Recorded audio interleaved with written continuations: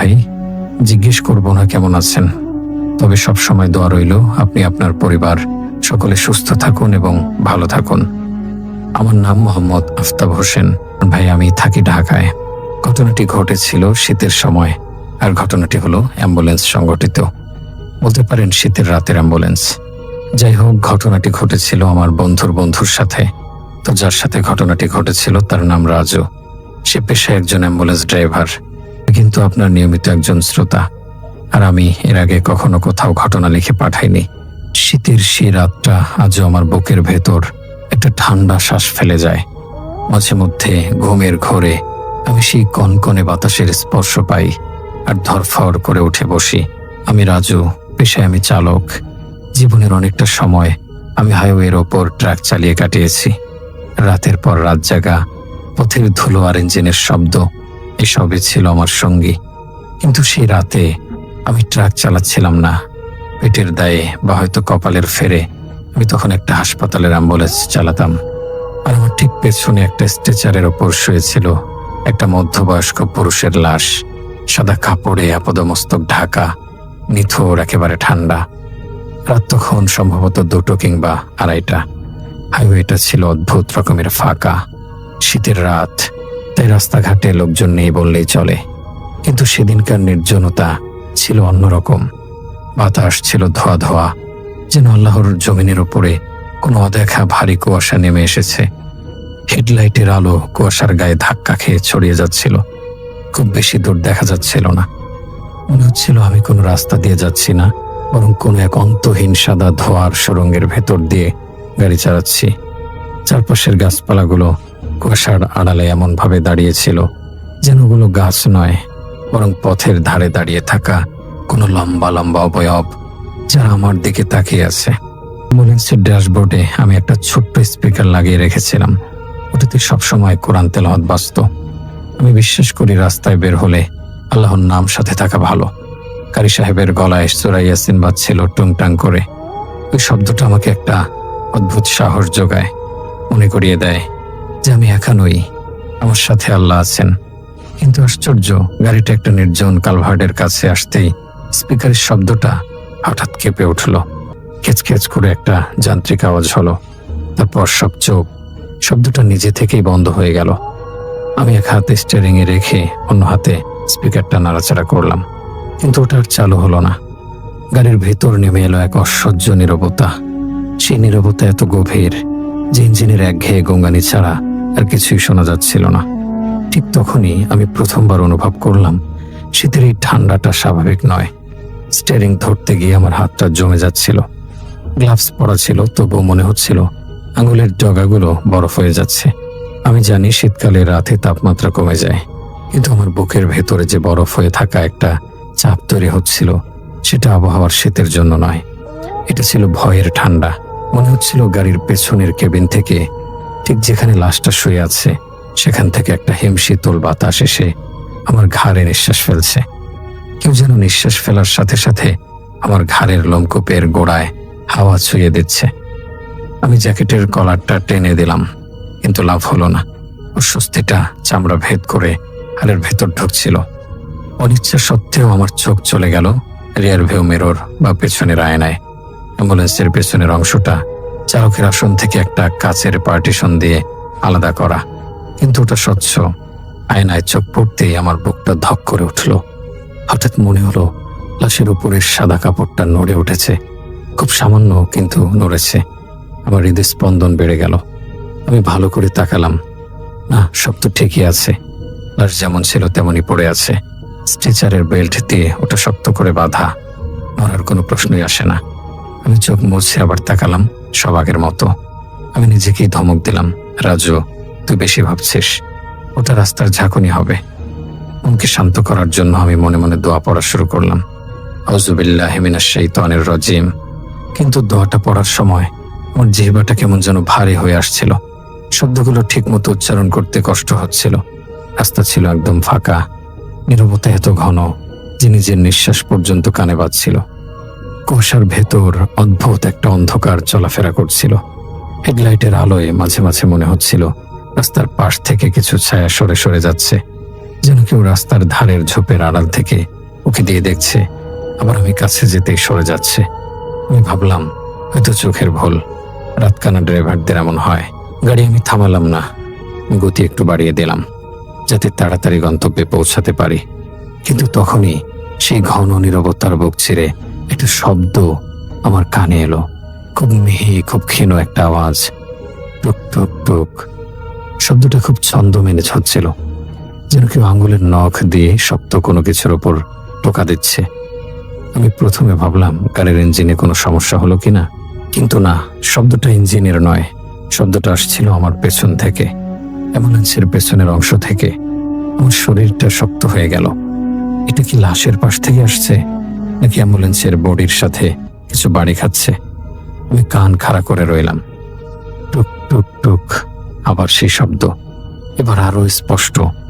মনে হলো কেউ খুব ধৈর্য ধরে, খুব আস্তে আস্তে পার্টিশনের কাছে বা টিনের দেয়ালে টোকা দিচ্ছে। আমার গলার ভেতরটা শুকিয়ে কাঠ হয়ে গেল। লাশটা তো মৃত। ডাক্তার নিজে আমাকে ডেথ সার্টিফিকেট দিয়েছেন। মৃত মানুষের আঙুল নড়ে না, মৃত মানুষ টোকা দিতে পারে না। তাহলে শব্দটা করছে কে? আমার মনের ভেতর একটা অদ্ভুত যুক্তি কাজ করতে শুরু করলো। হয়তো ইঁদুর বা কোনো পোকা ঢুকেছে। কিন্তু মনের গভীরের সেই আদিম ভয়টা আমাকে বলছিল, না, এটা কোনো প্রাণী না, এটা অন্য কিছু, কোনো খারাপ জিনিস। হয়তো এই নির্জন রাস্তায় আমার পিছু নিয়েছে, কিংবা লাশের সাথে কিছু একটা আছে। আমি আবার আয়নায় তাকালাম। আবছা আলোয় সাদা কাপড়ে মোড়ানো শরীরটা যেন আগের চেয়ে একটু বেশি ফুলে আছে বলে মনে হলো। আমার ভুলও হতে পারে, কিন্তু মনে হলো লাশের আকৃতিটা একটু বদলে গেছে। আমার কপাল বেয়ে ঘাম নামতে শুরু করলো। এই শীতেও টোকাদের শব্দটা থামছে না, বরং ওটা যেন একটা সংকেত দিচ্ছে কেউ একজন আমার মনোযোগ চাইছে। আমার মনে হলো আমি যদি এখন গাড়ি থামিয়ে পেছনে গিয়ে দেখি, তাহলে আমি এমন কিছু দেখব যা দেখার জন্য মানুষ প্রস্তুত থাকে না। তাই আমি স্টিয়ারিং আরো শক্ত করে ধরলাম। আল্লাহর নাম নিতে চাইলাম, কিন্তু মুখ দিয়ে শুধু বাতাস বের হলো। কুয়াশার ঘনত্ব বাড়ছিল, আর তার সাথে পাল্লা দিয়ে বাড়ছিল গাড়ির ভেতরের সেই অজানা আতঙ্ক। ওই টোকা, ওই টুকটুক শব্দটা, ওটা যেন আমার হৃৎপিণ্ডের উপর হাতুড়ি পেটাচ্ছিল। আমি জানতাম না রাতটা আমার জন্য কি ভয়াবহতা জমিয়ে রেখেছে। আমি গাড়ি থামালাম না, থামানোর সাহসই হচ্ছিল না। আমার বহু বছরের ড্রাইভিং অভিজ্ঞতা আমাকে বলছিল এই মুহূর্তে গাড়ি থামানো মানেই বিপদকে নিমন্ত্রণ জানানো। কিন্তু পেছনের সেই টুকটুক শব্দটা যেন এবার আরো কাছে চলে এলো। আগে মনে হচ্ছিল শব্দটা লাশের পায়ের দিক থেকে আসছে, কিন্তু এখন মনে হলো শব্দটা ঠিক আমার পিঠের দিকেই, পার্টিশনের কাছের ঠিক ওপাশে। যেন কেউ খুব ধীরে, খুব নিয়ম করে অ্যাম্বুলেন্সের দেয়ালে আঙ্গুল বলিয়ে দিচ্ছে, আর মাঝে মাঝে টোকা দিচ্ছে। আমার মনে হলো পেছনের সিটে কেউ বসে আছে, কিন্তু আমি তো নিশ্চিত আমি একাই উঠেছিলাম, আর পেছনে শুধু ওই লাশটা। তাহলে কি আঙ্গুল বোলাচ্ছে? হঠাৎ একটা ঠান্ডা স্রোত চলে গেল আমার মেরুদণ্ড বেয়ে। মনে হলো আমার পিঠের দিকের জামাটা কেউ বরফ দিয়ে ঘষে দিচ্ছে। আমি ভাবলাম ভয় পেয়ে ভুল শুনছি, হয়তো গাড়ির কোনো লোজ পার্টস নড়ছে। নিজেকে সান্ত্বনা দেওয়ার জন্য আমি জোরে একটা শ্বাস নিলাম, কিন্তু সেই শ্বাসটা আমার গলার কাছে আটকে গেল। পেছনের আয়নায় চোখ রাখতে না রাখতেই আমি যা দেখলাম তাতে আমার রক্ত পানি হয়ে গেল। লাশের সাদা কাপড়ের মাঝে বরাবর ঠিক বুকের কাছে একটা হালকা ভাঁজ উঠল, খুব ধীর গতিতে, ঠিক যেন কারো বুক ওঠানামা করছে। মানুষ শ্বাস নিলে যেমন বুক ফুলে ওঠে আবার নেমে যায়, ঠিক তেমনই। আমি স্টিয়ারিং এ হাত মুঠো করে ধরলাম। ইয়া আল্লাহ, এটা কি দেখছি? বিড়বিড় করে বললাম আমি। লাশটা কি জীবিত? ডাক্তার কি ভুল করেছে? কিন্তু তা কি করে হয়? আমি নিজে দেখেছি শরীরটা কেমন শক্ত হয়ে গিয়েছিল। তাছাড়া এতক্ষণ ধরে কোনো নড়াচড়া ছিল না। আমার শরীর জমে গেল, হাত পা কাঁপতে লাগলো অনিয়ন্ত্রিতভাবে। জিহ্বা শুকিয়ে একেবারে তালুর সাথে লেগে গেল। মনে হলো কেউ অ্যাম্বুলেন্সের পুরো ভেতরটা দখল করে আছে। এক অদৃশ্য ভারী উপস্থিতি, বাতাসের ওজন যেন বেড়ে গেছে। মনে হচ্ছিল পেছনের ওই বদ্ধ জায়গাটাতে শুধু লাশ নেই, লাশের চেয়েও ভারী, লাশের চেয়েও পুরনো এবং ভয়ঙ্কর কিছু একটা আছে। আর সেই উপস্থিতি আমার দিকে তাকিয়ে আছে। আমি তাকে দেখতে পাচ্ছি না, কিন্তু সে আমাকে দেখছে। আমার নড়াচড়া, আমার ভয়, আমার প্রতিটি শ্বাস সে গুনছে। কিছুক্ষণ পর কাপড়টা আবার নড়ল। এবার আমি নিশ্চিত দেখলাম চোখের ভুল হতে পারে না। লাশের বুকের কাপড়টা উপরের দিকে উঠে গেল এবং ধপ করে নিচে নামলো না, বরং ধীরে ধীরে নামলো, যেন কেউ খুব গভীর শ্বাস ছাড়লো। আমি আর তাকাতে পারছিলাম না, কিন্তু চোখ সরাতেও পারছিলাম না। আমার ঠোঁট নিজে নিজে দোয়া পড়তে লাগলো, আল্লাহু লা ইলাহা ইল্লা হুয়াল হাইয়ুল কাইয়ুম। ইলাহি কুদরতের কসম, আমার মুখ থেকে আয়াতের শব্দটা উচ্চারণ হতে না হতেই অ্যাম্বুলেন্সের পুরো ভেতর দপ করে নিভে গেল। ড্যাশবোর্ডের আলো, স্পিডোমিটারের কাটার আলো, এমনকি বাইরের হেডলাইট পর্যন্ত সব একসাথে নিভে গেল। গাড়িটা একটা প্রবল ঝাঁকুনি দিল, যেন বিশাল কোনো হাত সামনে থেকে গাড়িটাকে ধাক্কা দিয়েছে। হেডলাইট পর্যন্ত কেঁপে উঠল এবং তারপর দপ করে অন্ধকার। চারপাশে শুধু অন্ধকার, নিখোশ কালো অন্ধকার। বাইরে কুয়াশা থাকায় চাঁদ বা তারার কোনো আলো আসছিল না। আমি অন্ধের মতো স্টিয়ারিং ধরে বসে রইলাম। গাড়িটা গড়িয়ে গড়িয়ে কিছুটা এগিয়ে থেমে গেল। আমি চাবি ঘোরালাম, কিন্তু ইঞ্জিনে কোনো সাড়া নেই, সব মরে গেছে। গাড়ির এই যান্ত্রিক মৃত্যু আমাকে বুঝিয়ে দিল এটা সাধারণ কোনো যান্ত্রিক গোলযোগ নয়। সেই অন্ধকারের মধ্যে আমি অনুভব করলাম আমার পেছনের পার্টিশনের কাচের ওপাশে কিছু একটা নড়ছে। লাশের পাশের ছায়ার মতো একটা অবয়ব ধীরে ধীরে মাথা তুলছে। আমি অন্ধকারের পরিষ্কার দেখতে পাচ্ছিলাম না, শুধু ঘন কালো একটা আকৃতি আন্দাজ করতে পারছিলাম। আমি অনুভব করছিলাম, দেখছিলাম না, কিন্তু আমার ষষ্ঠ ইন্দ্রিয় নিশ্চিত জানতো কিছু একটা আছে, এমন কিছু যা এই পৃথিবীর মাটির তৈরি নয়। তখন মনে হলো সেই টোকা দেওয়ার শব্দটা থেমে গেছে, সেই টুকটুক আওয়াজ আর নেই। কিন্তু এবার অন্য কিছু শুরু হলো, খুব ধীর নিঃশ্বাসের মতো শব্দ। হু হু। শব্দটা ভেজা, যেন ফুসফুসে পানি জমে থাকলে মানুষ যেমন কষ্ট করে শ্বাস নেয় তেমন। শব্দটা আমার কানের খুব কাছে মনে হলো, যদিও মাঝখানে কাচের দেয়াল। মনে হলো ওই কাচের দেয়ালটা আসলে নেই, অথবা ওই জিনিসটার জন্য কোনো বাধা নয়। শ্বাস ফেলার শব্দটা এত ভারী ছিল যে মনে হচ্ছিল অ্যাম্বুলেন্সের ভেতরের বাতাস কমে আসছে। আমার দম বন্ধ হয়ে আসছিল। আমি বুঝে গেছিলাম এটা মানুষ না, এটা কোনো সাধারণ লাশও না। লাশের সাথে যে খারাপ জিনিস ভর করে থাকে এটা তাই। আর এটা আমাকে ছেড়ে দেবে কিনা তা আমি জানতাম না। আমি শুধু জানতাম আমি এখন এক ভয়ানক বিপদের মুখে। আল্লাহ ছাড়া আমাকে রক্ষা করার কেউ নেই। কিন্তু আমার গলা দিয়ে কোনো শব্দ বের হচ্ছিল না, যেন কেউ আমার গলার নলি চেপে ধরে রেখেছে। সে অন্ধকার আর কুয়াশার মধ্যে আমি একা, আর আমার পেছনে জেগে উঠেছে এক অজানা আতঙ্ক। আমি অন্ধকারে বসেছিলাম, কিন্তু বেশিক্ষণ বসে থাকার সাহস আমার ছিল না। গাড়িটা স্টার্ট নেওয়ার জন্য আমি মরিয়া হয়ে চাবি ঘোরাতে থাকলাম। একবার, দুবার, তিনবার ইঞ্জিনে খ্যাক খ্যাক শব্দ হলো, কিন্তু চালু হলো না। আমার হাত কাঁপছিল থরথর করে। মনে হচ্ছিল স্টিয়ারিং ধরে না থাকলে আমি আর নিজেকে সামলে রাখতে পারবো না, হয়তো জ্ঞান হারিয়ে ফেলবো। অ্যাম্বুলেন্সের ভেতরটাও স্বাভাবিক ঠান্ডা হয়ে উঠল, শীতের থেকেও গভীর। এমন ঠান্ডা যা চামড়া ভেদ করে সোজা হাড়ের ভেতর ঢুকে যায় এবং হাড়ের মজ্জা পর্যন্ত কাঁপিয়ে দেয়। তখনই পেছন থেকে মাটির ওপর কিছু ঘষ্টে নিয়ে যাওয়ার মতো একটা শব্দ উঠল। সর সর। শব্দটা শুনে আমার শরীরের লোম দাঁড়িয়ে গেল। মনে হলো লাশটা ধীরে ধীরে সরে যাচ্ছে। স্ট্রেচারের ওপর থেকে লাশটা কি নিচে নামছে, নাকি লাশটাকে কেউ টেনে সরাচ্ছে। অ্যাম্বুলেন্সের পেছনের জায়গাটা খুব বড় নয়, কিন্তু শব্দটা শুনে মনে হলো ওখানে অনেক জায়গা, সেখানে ভারী কিছুকে টেনে হিঁচড়ে নেওয়া হচ্ছে। আমি প্রায় কান্নায় পেয়ে যাচ্ছিলাম। ভয়ে আমার চোখ ফেটে পানি আসার উপক্রম। পিছনে তাকাতে সাহস হলো না, কিন্তু অদৃশ্য চোখ দুটো যেন আমার ঘাড়ে গেঁথে ছিল। আমি অনুভব করতে পারছিলাম একটা তীব্র দৃষ্টি আমার ঘাড়ের ঠিক মাঝখানে বিঁধছে। দৃষ্টিতে কোনো মায়া নেই, দয়া নেই, আছে শুধু এক অদিম ক্ষুধা। হঠাৎ খুব মিহি, মানুষের মতো না, আবার পশুর মতো না। অদ্ভুত এক গলা বলল, রাজু। নামটা শোনার সাথে সাথে আমার বুকের ভেতরটা ধক করে উঠল। আমি ব্রেক চাপতে গিয়েও থেমে গেলাম, যদিও গাড়ি তখনও বন্ধ। এই নাম, আমার নাম, এই নির্জন রাতে, এই বন্ধ অ্যাম্বুলেন্সের ভেতর আমাকে কে ডাকলো? লাশের তো আমার নাম জানার কথা না।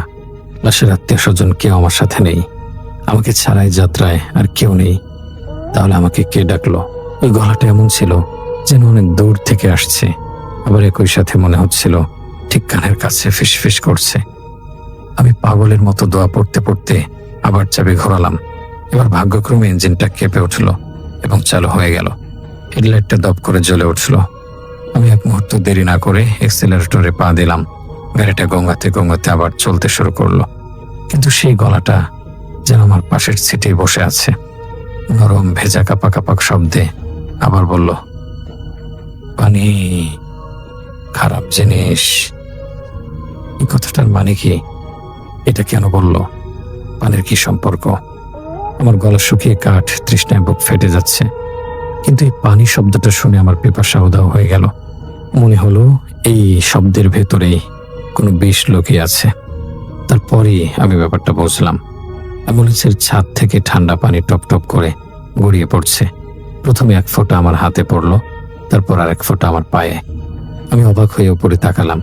গাড়ির ছাদ তো মজবুত টিনের, কোথাও কোনো ছিদ্র থাকার কথা না। আর বাইরে তো বৃষ্টি নেই, শুধু কুয়াশা। তাহলে এই পানি আসছে কোত্থেকে? আমি হাত তুলে স্টিয়ারিং এর ওপর পড়া এক ফোঁটা পানি ধরলাম। আঠালো ঘন একটা তরল। নাকের কাছে নিতেই আমার পেটের ভেতর থেকে নাড়ি ভরে উল্টে আসার জোগাড় হলো। গন্ধটা ছিল ভয়ানক, পচা মৃতদেহের মতো। অনেকদিন বদ্ধ ডোবায় কোনো লাশ পচে থাকলে যেমন গন্ধ হয়, ঠিক তেমন। আমার হাতটা চটচট করছিল। আমি শার্টে হাত মুছতে গেলাম, কিন্তু গন্ধটা গেল না। পুরো অ্যাম্বুলেন্সের ভেতরটা সেই গন্ধে ভরে গেল। মনে হলো আমি কোনো পানির নিচে ডুবে আছি, যে পানিটা আসলে পানি নয়, মৃত মানুষের নির্যাস। ছায়াটা তখন আরো একবার ডাকলো। এবার গলাটা একটু ভারী, একটু বেশি স্পষ্ট। রাজু, তাকাইও না। এই নিষেধের ভেতরেই ছিল আসল আমন্ত্রণ। কেউ যখন বলে তাকাইও না, তখন মানুষের মন বলে তাকাতে। কিন্তু আমি জানতাম তাকালে শেষ। ওই কণ্ঠস্বর আমাকে পরীক্ষা করছে। সে চাইছে আমি পেছনে তাকাই। সে চাইছে আমি আমার মনোযোগ রাস্তা থেকে সরিয়ে তার দিকে দেই। আমি না তাকিয়েছি, না থেমেছি। আমি শুধু বাঁচতে চাইছিলাম। আমার পা অ্যাক্সিলারেটরের ওপর পাথরের মতো চেপেছিল। গাড়িটা কুয়াশা ছেড়ে ছুটছিল, কিন্তু মনে হচ্ছিল আমি একই জায়গায় দাঁড়িয়ে আছি। রাস্তা শেষ হচ্ছে না। দুপাশের গাছগুলো একই রকম দেখাচ্ছে, যেন আমি কোনো এক ভুতুরে বৃত্তের মধ্যে আটকা পড়ে গেছি। আর আমার ঠিক পেছনে পচা পানির ফোঁটা ফেলতে ফেলতে কেউ একজন অপেক্ষা করছে আমার একটা ভুলের জন্য। সে পচা গন্ধ, ছাদ থেকে পড়া ওই কদর্য পানি, আর কানে ভাসমান সেই ফিসফিসানি, সব মিলিয়ে আমি তখন জীবন্ত লাশের মতো গাড়ি চালাচ্ছিলাম। অ্যাম্বুলেন্সের ছাদ থেকে পানি ঝরছে, কিন্তু সেটা যে সাধারণ পানি না, তা আমি হাড়ে মজ্জায় টের পাচ্ছিলাম। গন্ধে বোঝা যাচ্ছিল কোনো খারাপ জিনিসের ছোঁয়া আছে ওই তরলে। শীতের রাতটা হঠাৎ অদ্ভুত গুমোট হয়ে গেল। এতক্ষণ যে হাড় কাঁপানো শীত ছিল, তা হঠাৎ উধাও হয়ে গেল। তার বদলে মনে হলো চারপাশে ডুবে আছি গভীর কাদামাটির মধ্যে। বাতাস ভারী, নিঃশ্বাস নিতে কষ্ট হচ্ছে। মনে হচ্ছে বাতাসের বদলে আমি কাদা গেলছি। আমার গাড়ির গতি তখন অনেক বেশি। আমি চাইছিলাম যত দ্রুত সম্ভব কোনো লোকালয়ে পৌঁছাতে, অদ্ভুত কোনো মসজিদের আলো দেখতে, কিন্তু রাস্তাটা যেন আমাকে ছাড়ছিল না। আমি জানালার পাশে চোখ রাখতেই দেখলাম এক কালো অবয়ব ছুটে ছুটে আমার সঙ্গে সমান্তরালে চলছে। প্রথমে ভাবলাম কোনো গাছের ছায়া, কিন্তু গাড়ি যত জোরে চলুক, গাছের ছায়া তো সাথে সাথে দৌড়ায় না। ভালো করে তাকাতেই আমার রক্তহীন হয়ে গেল। ওই অবয়বটার কোনো পা নেই, শুধু শরীর একটা লম্বা পিচ্ছিল কাঁটাযুক্ত ছায়া। সে বাতাসের উপর ভেসে ভেসে বাউন্সের সাথে তাল মিলিয়ে ছুটে চলছে। তার কোনো মুখ নেই, কিন্তু আমি বুঝতে পারছিলাম সে আমার দিকে তাকিয়ে আছে। হঠাৎ গাড়ির ভেতরের আবার সেই গলা, এবার আর ফিসফিস করে নয়, বেশ জোরে, ধমকের সুরে, পেছনে তাকালি নিয়ে যাব। আমার বুক ধপাধপ করছিল। আমি তো পেছনে তাকাচ্ছিলাম না, আমি তাকাচ্ছিলাম পাশে। কিন্তু বুঝলো কিভাবে? তার মানে সে আমার মনের কথা পড়তে পারছে। আমি চোখ সরিয়ে সোজা সামনে তাকালাম, কিন্তু তখনই অ্যাম্বুলেন্সের পেছনের দরজা মৃদু করে কক করে খুলে যাওয়ার শব্দ হলো। ক্রিক ক্রিক, চলন্ত গাড়িতে দরজা খোলার শব্দ। আমি রিয়ার ভিউ মিররে তাকাতে চাইলাম না, কিন্তু শব্দটা আমাকে বাধ্য করলো। পেছনের দরজাটা সামান্য ফাঁক হয়ে গেছে, আর সেখান দিয়ে হু হু করে কুয়াশা ঢুকছে। কিন্তু কুয়াশা নয়, ওটা ছিল ধোঁয়া। আমি চিৎকার করে দোয়া পড়তে শুরু করলাম, লা ইলাহা ইল্লাল্লাহু মুহাম্মাদুর রাসূলুল্লাহ, লা ইলাহা ইল্লাল্লাহ। দোয়াটা মুখে আসতেই গাড়ি হঠাৎ প্রচন্ড এক ঝাঁকুনি খেলো। মনে হলো কেউ যেন চলন্ত গাড়িটাকে পেছন থেকে টেনে ধরেছে। অ্যাম্বুলেন্সের ভেতর বাতাস ঘূর্ণির মতো ঘুরে উঠল। একটা দমকা হাওয়া এসে লাশের মুখের কাপড়টা ঝটকা দিয়ে উঠিয়ে দিল। কয়েক সেকেন্ডের জন্য, মাত্র কয়েক সেকেন্ডের জন্য আমি আয়নায় দেখলাম একটা কালো ছায়া লাশের উপর বসে আছে, ঠিক যেন উবু হয়ে বসে আছে। তার মাথা নিচু করা, যেন সে লাশের কানে কানে কিছু বলছে। কিন্তু আমি দোয়া পড়ার সাথে সাথে সে মাথাটা ঘোরালো। সেখানে কোনো মুখ ছিল না, ছিল শুধু দুটো গভীর গর্ত, যেখান থেকে ওই পচা পানি গড়িয়ে পড়ছিল। সে আমাকে দেখছে, তার ডাক এবার ভারী গভীর। রাজু, থাম। এটা অনুরোধ ছিল না, এটা ছিল আদেশ, এক অমোঘ নির্দেশ, যেন আমি থামলে তার সুবিধা হয়। কিন্তু আমি থামিনি। থামার মানে শেষ, থামার মানেই ওই অন্ধকার জগতের অংশ হয়ে যাওয়া। আমি দাঁতে দাঁত চেপে বললাম, আল্লাহ তুমি সহায় হও, এবং গাড়ির গতিবেগ আরো বাড়িয়ে দিলাম। স্পিডোমিটারের কাঁটা 100 পার হয়ে গেল। পুরোনো অ্যাম্বুলেন্স এত গতিতে চলার কথা না, কিন্তু তখন গাড়িটা যেন নিজের শক্তিতে ছুটছিল। তখনই সেই ছায়া অবয়ব যেটা লাশের উপর বসেছিল সেটা লাফ দিল। না, আমার দিকে নয়, সে অ্যাম্বুলেন্সের জানালা ধরে আঁচড় কাটতে লাগলো। নখ দিয়ে কাছে আঁচড় কাটলে যেমন শব্দ হয়, তার চেয়ে 1000 গুণ বেশি তীব্র শব্দ। মনে হলো আমার কানের পর্দা ফেটে যাবে। সে বের হতে চাইছে, নাকি বাইরে থেকে ওই ছায়াটাকে ভেতরে আনতে চাইছে। হঠাৎ কটাস একটা বিকট শব্দে পিছনের জানালার কাঁচ ফেটে গেল। কাঁচের টুকরো ছিটিয়ে পড়ল লাশের ওপর। বাইরের সেই পিচ্ছিল ছায়াটা এবার জানালার ফোকর দিয়ে তার লম্বা হাত, যদি ওটাকে হাত বলা যায়, ঢুকিয়ে দিল ভেতরে। আমি জানতাম এখনো শেষ না, আরো খারাপ কিছু অপেক্ষা করছে। ওরা এখন 2 জন, একজন ভেতরে একজন বাইরে, আর মাঝখানে আমি, এক দুর্বল মানুষ যে শুধু আল্লাহর নামের উপর ভরসা করে স্টিয়ারিং ধরে বসে আছে। আমার নিঃশ্বাস কাঁপছিল, মনে হচ্ছিল বুকের ভেতর হিম হয়ে থাকা বাতাসও বাইরে বেরোতে পারছে না। ফুসফুসটা যেন পাথরের মতো শক্ত হয়ে গেছে। অ্যাম্বুলেন্সের ভেতরের আলো জ্বলে নিভে কাঁপছিল। একবার আলো, একবার অন্ধকার। প্রতিবার আলো নেভলেই মনে হচ্ছিল ছায়াটা আরো কাছে চলে আসছে। পার্টিশনের কাজটা এখন আর আমাকে নিরাপত্তা দিচ্ছে না। কাজ ফেটে গেছে, আর সেই ফাটা অংশের ভেতর দিয়ে একটা বিজাতীয় গন্ধ আমার নাকে এসে ধাক্কা মারছিল। হঠাৎ লাশের দিক থেকে খুব অদ্ভুত শব্দ উঠল, গড়গড় গড়গড়, যেন পানির নিচে কেউ কথা বলছে বা কেউ ডুবন্ত অবস্থায় বাঁচার জন্য শেষ চেষ্টা করছে। শব্দটা লাশের গলার ভেতর থেকে আসছিল। আমি স্পষ্ট শুনলাম লাশটা গড় গড় করছে। আমি বুঝলাম ছায়া আর লাশ এখন আর আলাদা নেই, যেন কিছু একটা সেগুলোর ভেতর দিয়ে প্রবাহিত হচ্ছে।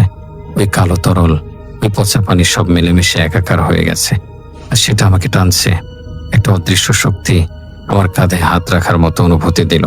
মনে হলো বরফ দিয়ে তৈরি একটা ভারী হাত আমার ডান কাঁধ চেপে ধরেছে। আমি শিউরে উঠলাম, ব্যথায় কুঁকড়ে গেলাম। ঠিক তখনই অ্যাম্বুলেন্স থেমে যাওয়ার মতো শব্দ করলো, কিন্তু থামলো না। ইঞ্জিনের আওয়াজ বদলে গেল। মনে হলো ব্রেক কেউ ব্লক করে রেখেছে। স্টিয়ারিং শক্ত হয়ে গেছে। আমি ডানে বা বামে ঘোরাতে পারছি না। আমি বুঝলাম আমি আর চালাচ্ছি না, অন্য কেউ চালাচ্ছে। গাড়িটা এখন আর আমার নিয়ন্ত্রণে নেই। আমি শুধু চালকের আসনে বসে থাকা এক পুতুল। আয়নায় আবার সেই অবয়বের প্রতিচ্ছবি, এবার পুরোপুরি লম্বা, ফাঁপা চোখের গর্ত, শরীর বেয়ে পানি ঝরছে মতো কালো তরল, ছায়ার ভেতর ছায়া। সে ধীরে ধীরে মাথা তুলল। তার মুখটা এবার আমার কানের খুব কাছে চলে এলো। পার্টিশনের ভাঙ্গা অংশ দিয়ে সে ফিসফিস করে বলল, সবাই নেয় রাজু, আজ তোকেও নিতাম। পানি ডেকেছিল। তার গলার স্বরে এমন এক বিষাদ আর হিংস্রতা মেশানো ছিল যে কোনো মানুষের গলায় থাকা সম্ভব না। পানি ডেকেছিল মানে কি? আমি কি কোনো ভুল করেছি, নাকি আমার নিয়তি আগেই লেখা ছিল? আমি বিপর্যস্ত হয়ে চিৎকার করলাম, আল্লাহ আমাকে রক্ষা করো, ইয়া আল্লাহ। আমি দোয়া পড়লাম, কাঁদলাম। আমার চোখের পানি আর কপালের ঘাম মেলেমিশে একাকার হয়ে গেল। আমার মনে হলো এটাই শেষ, আমি আর বাড়ি ফিরবো না। আমার পরিবার আর আমার মুখ দেখবে না। এই রাস্তাই হবে আমার কবর। আর ঠিক তখনই আমার সেই আর্তনাদ আল্লাহর আরশ পর্যন্ত পৌঁছালো কিনা জানি না। গাড়ির আলো হঠাৎ ঝলক দিয়ে জ্বলে উঠল। হেডলাইটটা নিভে গিয়েছিল, সেটা হঠাৎ দপ করে এমন তীব্র আলোয় জ্বলে উঠল যে সামনের কুয়াশা পর্যন্ত সরে গেল। ড্যাশবোর্ডের সব লাইট এক ঝাঁতে জ্বলে উঠল। ছায়াটা থতমত খেল। এক মুহূর্তের জন্য ওই তীব্র আলো যেন তাকে আঘাত করলো। সে একটু পিছিয়ে গেল, তার গড়গড় শব্দটা থেমে গেল। আল্লাহু আকবার, আমি চিৎকার করে বললাম। আর আমি সুযোগ পেয়ে স্টিয়ারিং ঘুরিয়ে দিলাম। স্টিয়ারিংটা হঠাৎ করেই হালকা হয়ে গেল। আমি প্রাণপণে গাড়িটা রাস্তার বাম দিকে কাটার চেষ্টা করলাম, কারণ সামনে একটা বাঁক ছিল। যদি নিয়ন্ত্রণ না পেতাম গাড়িটা খাদে পড়ে যেত। অ্যাম্বুলেন্সের দুলে দুলে ছুটে গেল কুয়াশার ভেতর। চাকাগুলো রাস্তার পিছের সাথে ঘষে বিকট শব্দ করলো। ছায়াটা পিছে চিৎকার করলো, রাজু। সে চিৎকারে কোনো মানুষের স্বর ছিল না, সেটা ছিল বাতাস ছেড়ে যাওয়া এক সাইরেনের মতো। আমার কানে রক্ত গরম হয়ে গেল। মনে হলো কান দিয়ে রক্ত গড়িয়ে পড়বে, কিন্তু আমি থামলাম না। আমি জানতাম এই মুহূর্তটাই আমার বাঁচার একমাত্র সুযোগ। যদি এখন থামি বা ভয় পেয়ে হাল ছেড়ে দেই, তবে অন্ধকার আমাকে চিরকালের জন্য গিলে খাবে। শেষ রাতের শেষ দৌড়টা ছিল আমার জীবনের সবচেয়ে দীর্ঘ। মনে হচ্ছিল এই রাত আর কখনো শেষ হবে না, সূর্য আর কখনো উঠবে না। অ্যাম্বুলেন্স দুলছিল, কাজ ফেটে যাচ্ছিল, আর ছাদের উপর কেউ হামাগুড়ি দিয়ে চলছিল। টপ টপ টপ, যেন বিশাল কোনো টিকটিকি বা চতুষ্পদ প্রাণী গাড়ির ছাদের উপর দিয়ে দৌড়াচ্ছে। একবার সামনে একবার পেছনে, তার ভালের ছাদটা নিচু হয়ে আসছিল। আমি শুধু দোয়া পড়ছিলাম, সূরা ফাতিহা, ইখলাস, ফালাক, নাস, যা মনে আসছিল সব একটানা পড়ে যাচ্ছিলাম। মনে হচ্ছিল আল্লাহ ছাড়া আর কেউ আমাকে এই অন্ধকার থেকে তুলতে পারবে না। আমার চোখ রাস্তার দিকে, কিন্তু মন পড়েছিল ছাদে আর পেছনে। এই খারাপ জিনিসটা এখনো আমাকে ছাড়েনি। সে শেষ চেষ্টা করছে। সে জানে ভোরের আলো ফুটলে তার ক্ষমতা কমে যাবে, তাই সে মরিয়া। হঠাৎ একটা তীব্র আলো কুয়াশা চিরে আমার চোখে পড়ল। প্রথমে ভাবলাম অন্য কোনো গাড়ির হেডলাইট, কিন্তু না, আলোটা আসছিল আকাশ থেকে। পুরো আকাশে ফিকে নীল আলোর রেখা, ভোরের আভাস। ফজরের আজান হয়তো এখনো হয়নি, কিন্তু রাতের অন্ধকার ফিকে হতে শুরু করেছে। সেই আলোর রেখা দেখার সাথে সাথেই অ্যাম্বুলেন্সের ভেতরের সব অদ্ভুত শব্দ থেমে গেল। পানি টপ টপ পড়া বন্ধ হয়ে গেল। মুহূর্তের মধ্যে ছাদের উপরে সেই দপাদপি, ছায়ার আচর, সব থেমে গেল। যেন কোনো শক্তি হঠাৎ আমাকে ছেড়ে দিল।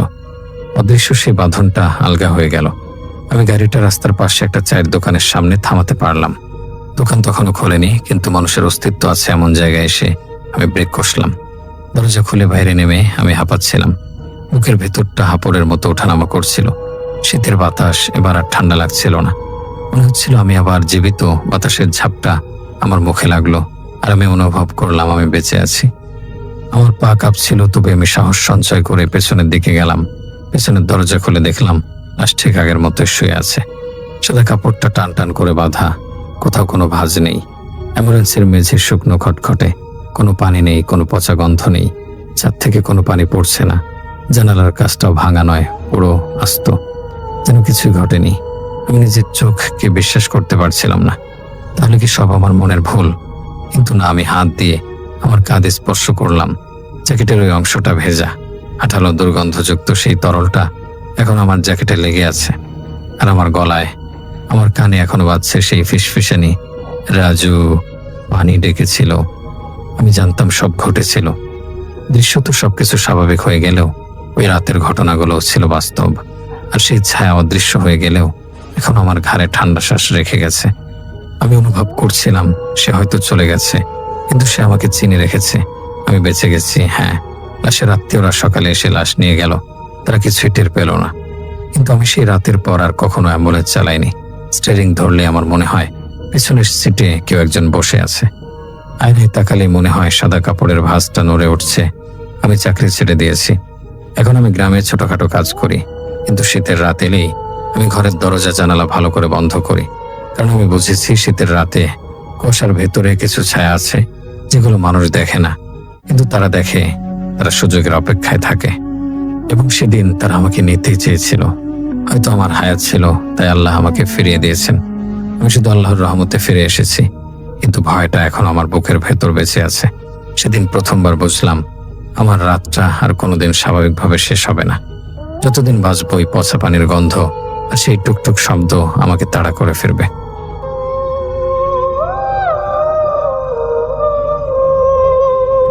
আসসালামু আলাইকুম রাসেল ভাই, এবং আসসালামু আলাইকুম লিসেনার্স। আশা করি সবাই ভালো আছেন। এবারের ঘটনাটি সত্যি বেশ অদ্ভুত, এবং এরকম ঘটনা আমি এর আগে কখনোই শুনি নাই।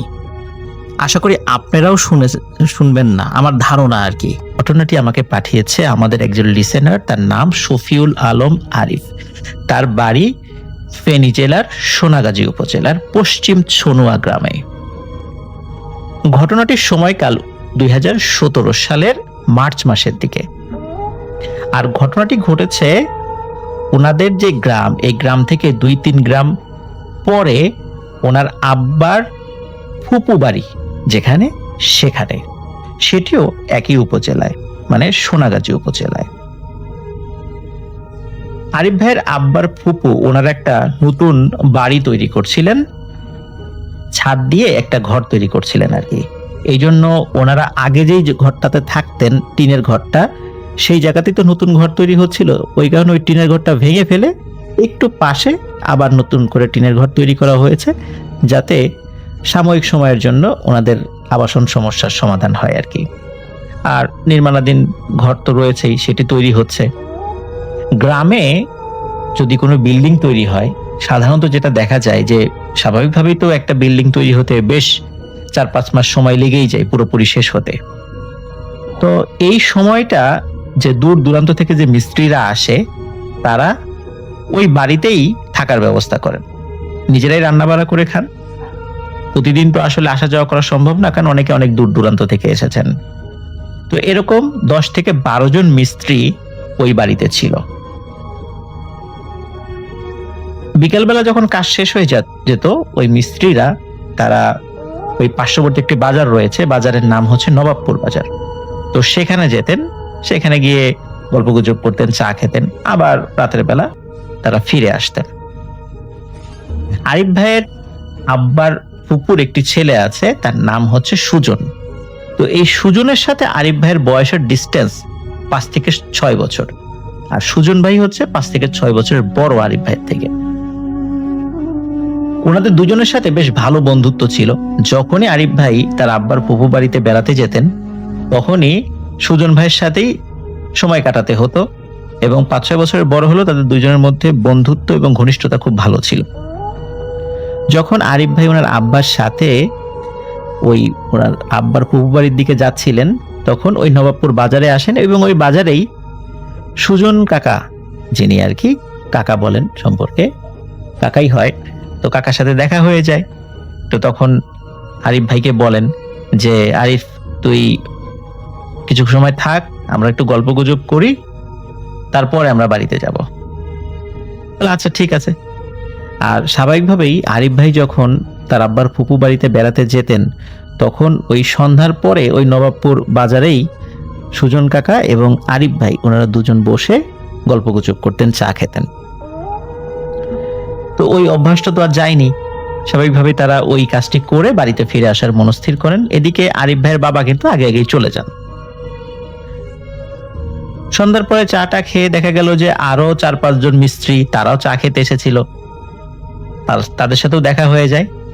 তারপরে সবাই মিলে বাড়ির দিকে হাঁটা শুরু করেন। এর মধ্যে আরিফ ভাই এবং সুজন কাকা তারা খেয়াল করেন একজন মিস্ত্রির হাতে মালটার একটি প্যাকেট। উনি 1 কেজি মালটা কিনে ফিরে আসছিলেন। 1 কেজি মালটা হয়তো উনি ওনার জন্যই খাবেন এই চিন্তা করে নিয়ে এসেছেন আর কি। তো যাই হোক, ওনারা বাড়িতে ফিরে আসেন। অন্যান্য মিস্ত্রিরা ও রাত 9টা 9:30টার মধ্যে আবার ফিরে আসে। রাত্রে খাওয়া দাওয়া শেষে সবাই বিশ্রাম নিচ্ছিল, ঘুমানোর প্রস্তুতি হচ্ছিল। আর গ্রামে তো ইলেকট্রিসিটির সমস্যা তুলনামূলক শহর থেকে একটু বেশি থাকে। তো হঠাৎ করে রাত 10টার দিকে ইলেকট্রিসিটি চলে যায়। আর মার্চ মাস তো, তখন কিন্তু গরম শুরু হয়েছে। তো যেহেতু গরম লাগছিল, তখন সুজন কাকা আরিফ ভাইকে বলেন যে, আরিফ চল, আমাদের যে ঘরটা তৈরি হচ্ছে ওটা তো সিঁড়িটা হয়ে গেছে, ছাদও হয়ে গেছে, তো আমরা সিঁড়ির উপরে বসে বসে মোবাইলে গেমস খেলি। তো দুজনেরই অ্যান্ড্রয়েড ফোন ছিল, তো ওনারা মোবাইলের গেমস খেলছিলেন সিঁড়িতে বসে বসে। চিন্তা করেছিলেন যে ইলেকট্রিসিটি যখন আসবে তখন গিয়ে শুয়ে পড়ব।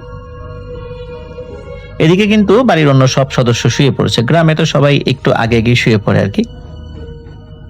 ওনারা যখন মোবাইলে গেমস খেলছিলেন, তখন ওনারা লক্ষ্য করেন যে যেই মিস্ত্রিটা ওই যে 1 কেজি মালটা কিনে নিয়ে এসেছিল, উনি হাতে একটা মোবাইল নিয়ে, তার যে মোবাইলটা ছিল এটি নিয়ে ওই বিল্ডিংটা ছাদে উঠবেন। তো জিজ্ঞেস করেন যে কোথায় যাচ্ছেন, বলে যে এই তো ছাদে উঠবো, একটু পরিবারের সাথে কথা বলবো। তো উনি উপরে ছাদে উঠে যান, এবং সুজন কাকা এবং আরিফ ভাইও মোবাইলের গেমস খেলায় মন দেন।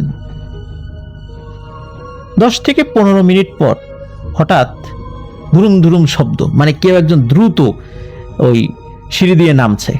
তো ওনারা শব্দ শুনে পেছন দিকে তাকিয়ে দেখেন এই যে কিছু সময় আগে যে মিস্ত্রি সিঁড়ি দিয়ে উপরে উঠেছিল তিনি দ্রুত নেমে আসছেন, এবং ওনার সারা শরীর ঘেমে একদম ভিজে গেছে। সিঁড়ি দিয়ে নেমে এসেই উঠোনে গিয়েই তিনি সেন্সলেস হয়ে পড়েছেন। তখন অন্য মিস্ত্রিদেরকে ডাকা হয়। ওই মিস্ত্রিরা যারা ছিল তাদের মধ্যে একজন কোরআনে হাফেজও ছিল। বাড়ির অন্য সদস্যরাও উঠে আসে। তখন তাকে দোয়া কালাম পড়ে ফু দেয়া হয়, মুখে পানি ছিটা দেয়া হয়। যখন তার জ্ঞান ফেরার পরে তাকে জিজ্ঞেস করা হয় কি হয়েছে, খুব বেশি সময় কিন্তু উনি সেন্সলেস ছিলেন না, হয়তো বা 15-20 মিনিটের মতো। তখন তিনি বলেন যে তার মোবাইলে প্রায় 70-80% চার্জ দেখাচ্ছিল, মানে শো করছিল। তিনি চিন্তা করেন ভালোই তো চার্জ আছে, এখন দীর্ঘ সময় পরিবারের সাথে কথা বলা যাবে, এই চিন্তা করে উনি ছাদে উঠেছিলেন। কারণ গ্রামে নেটওয়ার্কের একটু সমস্যা থাকে, একটু উঁচু জায়গায় গেলে নেটওয়ার্কটা ভালো পাওয়া যায়, এই জন্য ওই বাসার ছাদে উঠে কথা বলতে চেয়েছিলেন, একটু নিরিবিলি আর কি। তো যখন কথা বলছেন হঠাৎ কি হয়, মানে 10-12 মিনিট কথা বলার পরেই ফোনটা বন্ধ হয়ে যায়। তো উনি চিন্তা করেন কি ব্যাপার, ফোন বন্ধ হয়ে গেল কেন, ফোনের কি চার্জ শেষ হয়ে গেছে? চিন্তা করেন যে না, চার্জ তো ভালোই ছিল, 70-80% ছিল, এত দ্রুত 10-12 মিনিটে তো এত পার্সেন্ট চার্জ ফুরিয়ে যাওয়ার কথা নয়। তারপর ওনার ফোন ছিল আবার বাটনওয়ালা ফোন, আর বাটনওয়ালা ফোনে তো এত তাড়াতাড়ি আসলে চার্জ শেষও হয় না, সেখানে মানে অ্যান্ড্রয়েড ফোন থেকে আরো বেশি মানে সময় চার্জ থাকে আর কি। আর ফোন বন্ধ হয়ে গিয়েছে, উনি বারবার ফোনটা অন করার চেষ্টা করলেও অন করতে পারছিলেন না। তো চিন্তা করলেন যে তাহলে নিচে নেমে যাই, কি আর করা। হঠাৎ পেছন থেকে একটা মেয়েলি কণ্ঠে তাকে তার নাম ধরে ডেকে ওঠে। তিনি যখন পেছন দিকে ঘুরে তাকান, ঘুরে তাকিয়ে দেখেন লাল শাড়ি পরা একটি মেয়ে দাঁড়িয়ে আছে তার পেছনে, এবং সেই তাকে ডেকেছে। অদ্ভুত ব্যাপার হচ্ছে যে তার আলোয়, মানে তার চারদিকে এমন আলোকিত হচ্ছিল, মনে হচ্ছে আশেপাশে অনেক জায়গা আলোকিত হয়েছে আর কি। ওই মেয়েটি তাকে বলে, আজকে তোকে আমি নিয়ে যাবই, আজকে তোকে আর কেউ বাঁচাতে পারবে না আমার হাত থেকে। তখন তিনি ভয়ে দৌড়ে নিচে নেমে আসেন এবং সেন্সলেস হয়ে পড়ে যান। এই ঘটনাটি তিনি যখন বাড়ির সকলকে বলেন, তখন তিনি বলেন যে এই মেয়েটি একটি পরী, সে বহুবার তাকে তুলে নিয়ে যাওয়ার চেষ্টা করেছে। এরা 7 ভাই 1 বোন, এই 7 ভাইও বহুবার আমাকে তুলে নিয়ে যাওয়ার চেষ্টা করেছে, কিন্তু বিভিন্ন কারণে তারা সেটা সক্ষম হয়নি। আজকে এই মেয়েটি আমাকে তুলে নিতে এসেছিল, আমি তাড়াতাড়ি করে নিচে নেমে এসেছি, এজন্য পারেনি। তখন ওই লোকটি, মানে ওই মিস্ত্রি, বাড়ির অন্য সদস্যদেরকে অনুরোধ করেন যে ওই পরীটি আমার সাথে কথা বলতে চায়, আপনারা 5 মিনিটের জন্য আমাকে একটি রুম দেবেন ও ওই রুমে এসে আমার সাথে কথা বলবে। কিন্তু বাড়ির অন্য সদস্যরা প্রচন্ড ভীত সন্ত্রস্ত হয়ে পড়েন। তাদের এই ভীত সন্ত্রস্ত হওয়ার কারণও ছিল, কারণ হচ্ছে যে কোনো একটা ঘরে যদি একটা পরীকে ডেকে আনা হয়, যদি পরবর্তীতে তাদের কোনো ক্ষতি হয়, যদি সেই পরী বা তার যারা আছে তারা যদি এই বাড়িতে অবস্থান করে, তখন তো বাড়ির সদস্যদের স্বাভাবিক জীবনযাত্রা ব্যাহত হবে। এই জন্য তারা ওই মিস্ত্রির জন্য একটি রুম দিতে রাজি হয়নি। মিস্ত্রি অনেক অনুরোধ করে যে ওই পরীটির সাথে 5 মিনিট কথা বলবে, তারপরেই ওই পরীটি চলে যাবে, কিন্তু বাড়ির অন্য সদস্যরা মানে কোনোভাবেই এই প্রস্তাবে রাজি হয় না। যাই হোক, মিস্ত্রি অন্য মিস্ত্রিদের সাথে যায় শুয়ে পড়ে। রাত তখন প্রায় 1:30 কি 2টা। হঠাৎ ওই টিনের চালের উপরে ধ্রুম ধ্রুম শব্দ শুরু হয়, মনে হচ্ছে কেউ ইট পাটকেল বা ভারী কিছু ছুটছে। এই শব্দে বাড়ির সকলের ঘুম ভেঙে যায়। তারা সকলে বাইরে এসে দেখে যে কিচ্ছু নেই, টিনের চালে কিছু পড়েনি বা মানে কোনো কিছু পড়ার কোনো চিহ্নও নেই। কিন্তু তারা একটি বিষয় লক্ষ্য করে, তারা দেখে নির্মাণাধীন বাড়ির ছাদ থেকে ওই যে মালটাগুলো কিনে নিয়ে আসা হয়েছিল, যে মিস্ত্রি যে মালটা কিনে নিয়ে এসেছিল, ওই মালটাগুলো গড়িয়ে গড়িয়ে ছাদ থেকে পড়ে যাচ্ছে। তখন তারা চিন্তা করলেন, আরে এই মালটা উপর থেকে পড়ে যাচ্ছে কেন?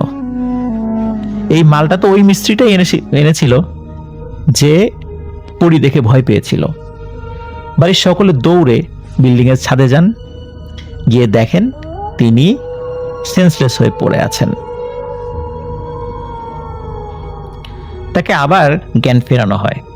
এবার তিনি হাতে পায়ে ধরে খুবই অনুনয় বিনয় শুরু করেন যে আমাকে 5 মিনিটের জন্য ওই পরীটির সাথে একটি রুমে কথা বলার সুযোগ করে দেন।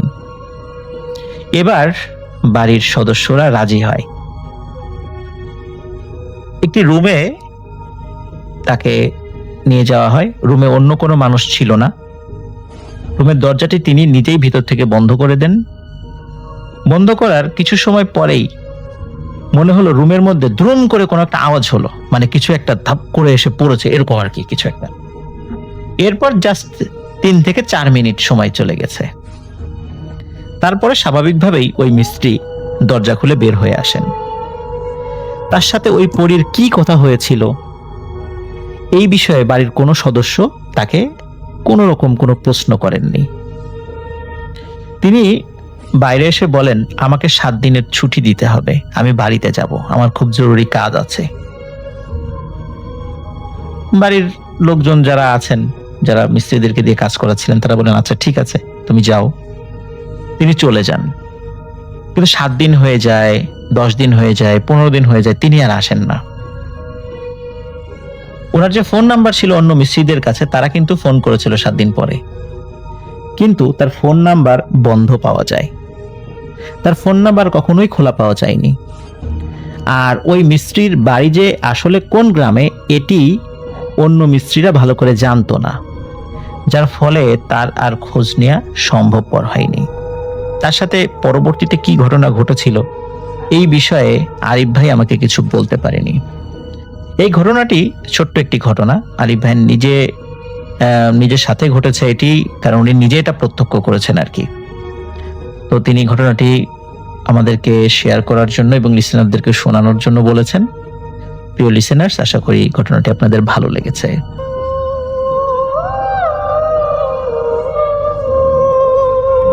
ঘটনাটি আমাদের সাথে শেয়ার করেছেন ফাহিম আজাদ শ্রীমঙ্গল থেকে। ফাহিম তার নানির বড় বোনের সাথে ঘটে যাওয়া একটি ঘটনা আমাদের সাথে শেয়ার করেছেন, বেশ অনেক বছর আগের কথা, 1950-এর দশকে। আর সেই ঘটনাটি তিনি আমাকে অনুরোধ করেছেন আমার মতো করে আপনাদের কাছে প্রেজেন্ট করার জন্য। আমি চলে যাচ্ছি ফাহিমের পাঠানো সেই ঘটনায়। ফাহিমের নানি তখন খুবই ছোট, তার বড় বোনের বিয়ে হচ্ছিল। তো বিয়ের আয়োজন চলছে বাড়িতে, বেশ উৎসবমুখর পরিবেশ, মানুষজন বিভিন্ন কাজকর্ম করছে, পিঠা বানাচ্ছে, গান হচ্ছে, বাজনা হচ্ছে তাদের বাড়িতে, মানে বেশ উৎসবমুখর একটা পরিবেশ। তো একটা সময় বরপক্ষ এলো। বরপক্ষ আসতে আসতে তখন অলরেডি দুপুর গড়ায় গেছে, বিকালের দিকে বরপক্ষ এসে হাজির হলো। তো বিভিন্ন রকমের সেই গ্রামের আচার আয়োজন হচ্ছে। সেই সময় আরেকটু কনজারভেটিভ ছিল সবকিছু। তো যাই হোক, তারপরও বেশ আনন্দমুখর পরিবেশে বরকে বরণ করা হলো এবং তারপরে বেশ অনেক রকম অনুষ্ঠান আচারের মাধ্যমে তারপর এখানে তাদের বিয়ে পড়ানো হলো। তো বিয়ে হয়ে গেছে, খাওয়া দাওয়া হয়েছে, বেশ অনেক দূর পর্যন্ত খাওয়া দাওয়ার আয়োজন হয়েছিল, দূরের মাঠ পর্যন্ত। অসংখ্য মানুষ, অনেক আতিথেয়তা, অনেক মেলামেশা, সবাই একটা বেশ উৎসবমুখর পরিবেশে ছিল। যাই হোক, এই সবকিছু শেষ করতে করতে সন্ধ্যা গড়িয়ে রাত হয়ে যায়, মানে আকাশের এই সূর্যের আলো মিলিয়ে যায়, অন্ধকার হয়ে যায়। এদিকে সেই নানির বাবা, মানে ফাহিমের যে নানি, তার বাবা, তিনি অস্থির হয়ে গেছেন, কারণ রাত হয়ে যাচ্ছে, তিনি মেয়েকে কিভাবে দেবেন। আর এদিকে বরের যে বাবা, তিনিও খুব তাগাদা দিচ্ছেন, কারণ তাকে যেতে হবে। তো বাড়িতে আলোচনা শুরু হয়েছে, কানাঘুষা শুরু হয়েছে, রাতের বেলা এত দূর যাবে বরযাত্রী, এটা তো একটু ভয়ের, ডেঞ্জারাস, কারণ এই রাস্তা দিয়ে যাবে এবং ওই সময় অনেক জায়গায় ডাকাতও থাকতো। তো এগুলো সবকিছু নিয়ে তারা ভয় পাচ্ছে, রাতের বেলা এরকম নতুন বধূ দ্বারা বিদায় দিবে। তো যাই হোক, একবার সেই কনের বাবা রিকোয়েস্ট করে বসলেন বরের বাবাকে যে আজকে আমাদের এখানে নলে থেকেই যান। তো তখন সেই বরের বাবা বললেন যে না, আমাদের এইটা কালচারে নাই, আমরা পারবো না, আমাদের যেতে হবে, রাত হইলেও যেতে হবে। তো যাই হোক, অবশেষে তারা সবকিছু গোছালেন। পালকি ছিল, সেই পালকিতে সেই নববধূকে উঠানো হলো, ফাহিমের সেই নানিকে উঠানো হলো এবং সবকিছু গোছায় তাদের সাথে যে মিষ্টি টিষ্টি ছিল, মিঠাই, এগুলো সব তুলে দেওয়া হলো সেই পালকির ভেতরে। আরো জিনিসপত্র টুকিটাকি যা যা আছে আর কি মেয়ের, সেগুলো তুলে দেওয়া হলো। তো বরের বাবা 8 জন মানুষ নিয়ে আসছিল ওই পালকি বয়ে নেওয়ার জন্য, মানে 4 জন করে। তো তারা মোটামুটি রেডি হয়ে গেল, 4 জন, মানে এগুলা তারা অফ এন্ড অন যাওয়া আসা করবে এবং এরাই তাদের পাহারা দিয়ে নেবে। মানে 4 জন যখন পালকি বইবে বাকি 4 জন পাহারায় থাকবে, আশপাশ দিয়ে ঘিরে থাকবে, এবং এভাবে করেই আবার দেখা যাবে যে তাদের মধ্যে ডিউটি সুইচ হবে। তো এইভাবেই যাবে, এবং গ্রাম মোটামুটি বরের যে গ্রাম সেটা মোটামুটি বেশ খানিকটা দূরেই এখান থেকে। তো ওইভাবে সব প্রিপারেশন হলো, বিদায়ের পালা হলো, বাড়িতে যেই আবেগঘন পরিবেশ হয় সেরকম হলো, কান্নাকাটি ইত্যাদি ইত্যাদি। তো তারপরে ফাহিমের নানিকে বিদায় দেওয়া হলো। তো বরপক্ষ রওনা দিচ্ছেন সেই পালকি নিয়ে এবং হেঁটে যাচ্ছেন, এবং ফাহিমের সেই নানা মানে নানির বড় বোনের হাজবেন্ড তিনি সাথে সাথে যাচ্ছেন পালকির পাশে পাশে হেঁটে। তার বাবা আছেন সামনে, তিনি একটু মানে মৌলবী টাইপের মানুষ, তিনি সাথে করে তার হ্যারিকেন নিয়ে একদম সামনে সামনে যাচ্ছেন। তার সাহস অনেক বেশি এবং তিনি হাতে একটা লাঠি নিয়েছেন। তার আশপাশ দিয়ে চলছে এই যে 4 জন বেহারা যারা এখন পাহারা দিচ্ছে, তারা ঘিরে চলছে পালকিকে, আর মাঝখানে পালকি, আর এই পালকি বয়ে নিয়ে যাচ্ছে আরো 4 জন। বেশ অন্যরকম একটা দৃশ্য। গ্রামের রাত তখন আনুমানিক রাত 8টারও বেশি বাজে, আর গ্রামে সেই সময় এটাই নিশুতি রাত। মানে রাত 8টা মানে সে 50-এর দশকে একদম নিশীত রাত। গ্রামে বিদ্যুৎ ছিল না, কিছু ছিল না। তো সেই রাস্তা দিয়ে হেঁটে চলছেন, রাস্তার মধ্যে শুধু পোকামাকড়ের শব্দ ছাড়া আর কিছুই নাই। চাঁদের আলোতে চারিপাশের যে ফসলের মাঠ এগুলো ধুয়ে যাচ্ছে চাঁদের আলো। তারা মূল যে সড়কটা ছিল গ্রামের বের হওয়ার সেটা ধরে যাচ্ছেন। তো মাঝে মাঝে এই যে পালকি যারা নিয়েছেন তারা একটা হাঁক ছাড়ছেন ভেতর থেকে, এটাতে তাদের অনেকটা শক্তি রিগেইন হয় বা এক ধরনের ইন্সপায়ার্ড তারা ফিল করেন। এভাবে যাচ্ছেন ওই 4 জন যারা বইছেন পালকিটা, আর বাকিরা ঘিরে চলছেন। অনেকটা মানে মার্চ করে যাবার মতো একটা জিনিস। তো বর যিনি ছিলেন মানে ফাহিমের সেই নানা, তিনি পালকির পাশে এসে আস্তে আস্তে নিচু স্বরে তার বোনের সাথে কথা বলার চেষ্টা করছেন যে মানে আপনি ঠিক আছেন, এরকম ভাবে বলার চেষ্টা করতেছেন। তো সেখান থেকেও মৃদু কণ্ঠে হালকা কথা আসতেছে। ফাহিমের সেই নানা মানে খেয়াল রাখতেছেন যাতে তার বাবা আবার তার এই জিনিসটা না দেখে, কারণ তখনকার মানুষ অনেক কনজারভেটিভ ছিল, তারা মানে একটু বেশি সবকিছু রেখে ঢেকে করতো আর কি। সময় লজ্জাটা অনেক বেশি ছিল মানুষের মধ্যে। যাই হোক, হেঁটে চলছে এবং অন্যরকম একটা পরিবেশ পুরো রাস্তা দিয়ে, মনে হচ্ছে যে একটা ডিফারেন্ট লুক। এবং সেই নানার বাবা হাতে হারিকেন নিয়ে সামনে। তো চলতে চলতে তারা অনেক মাঠ পার হয়ে গেল এরকম, এবং মানে প্রান্তরের পর প্রান্তর পার হচ্ছে।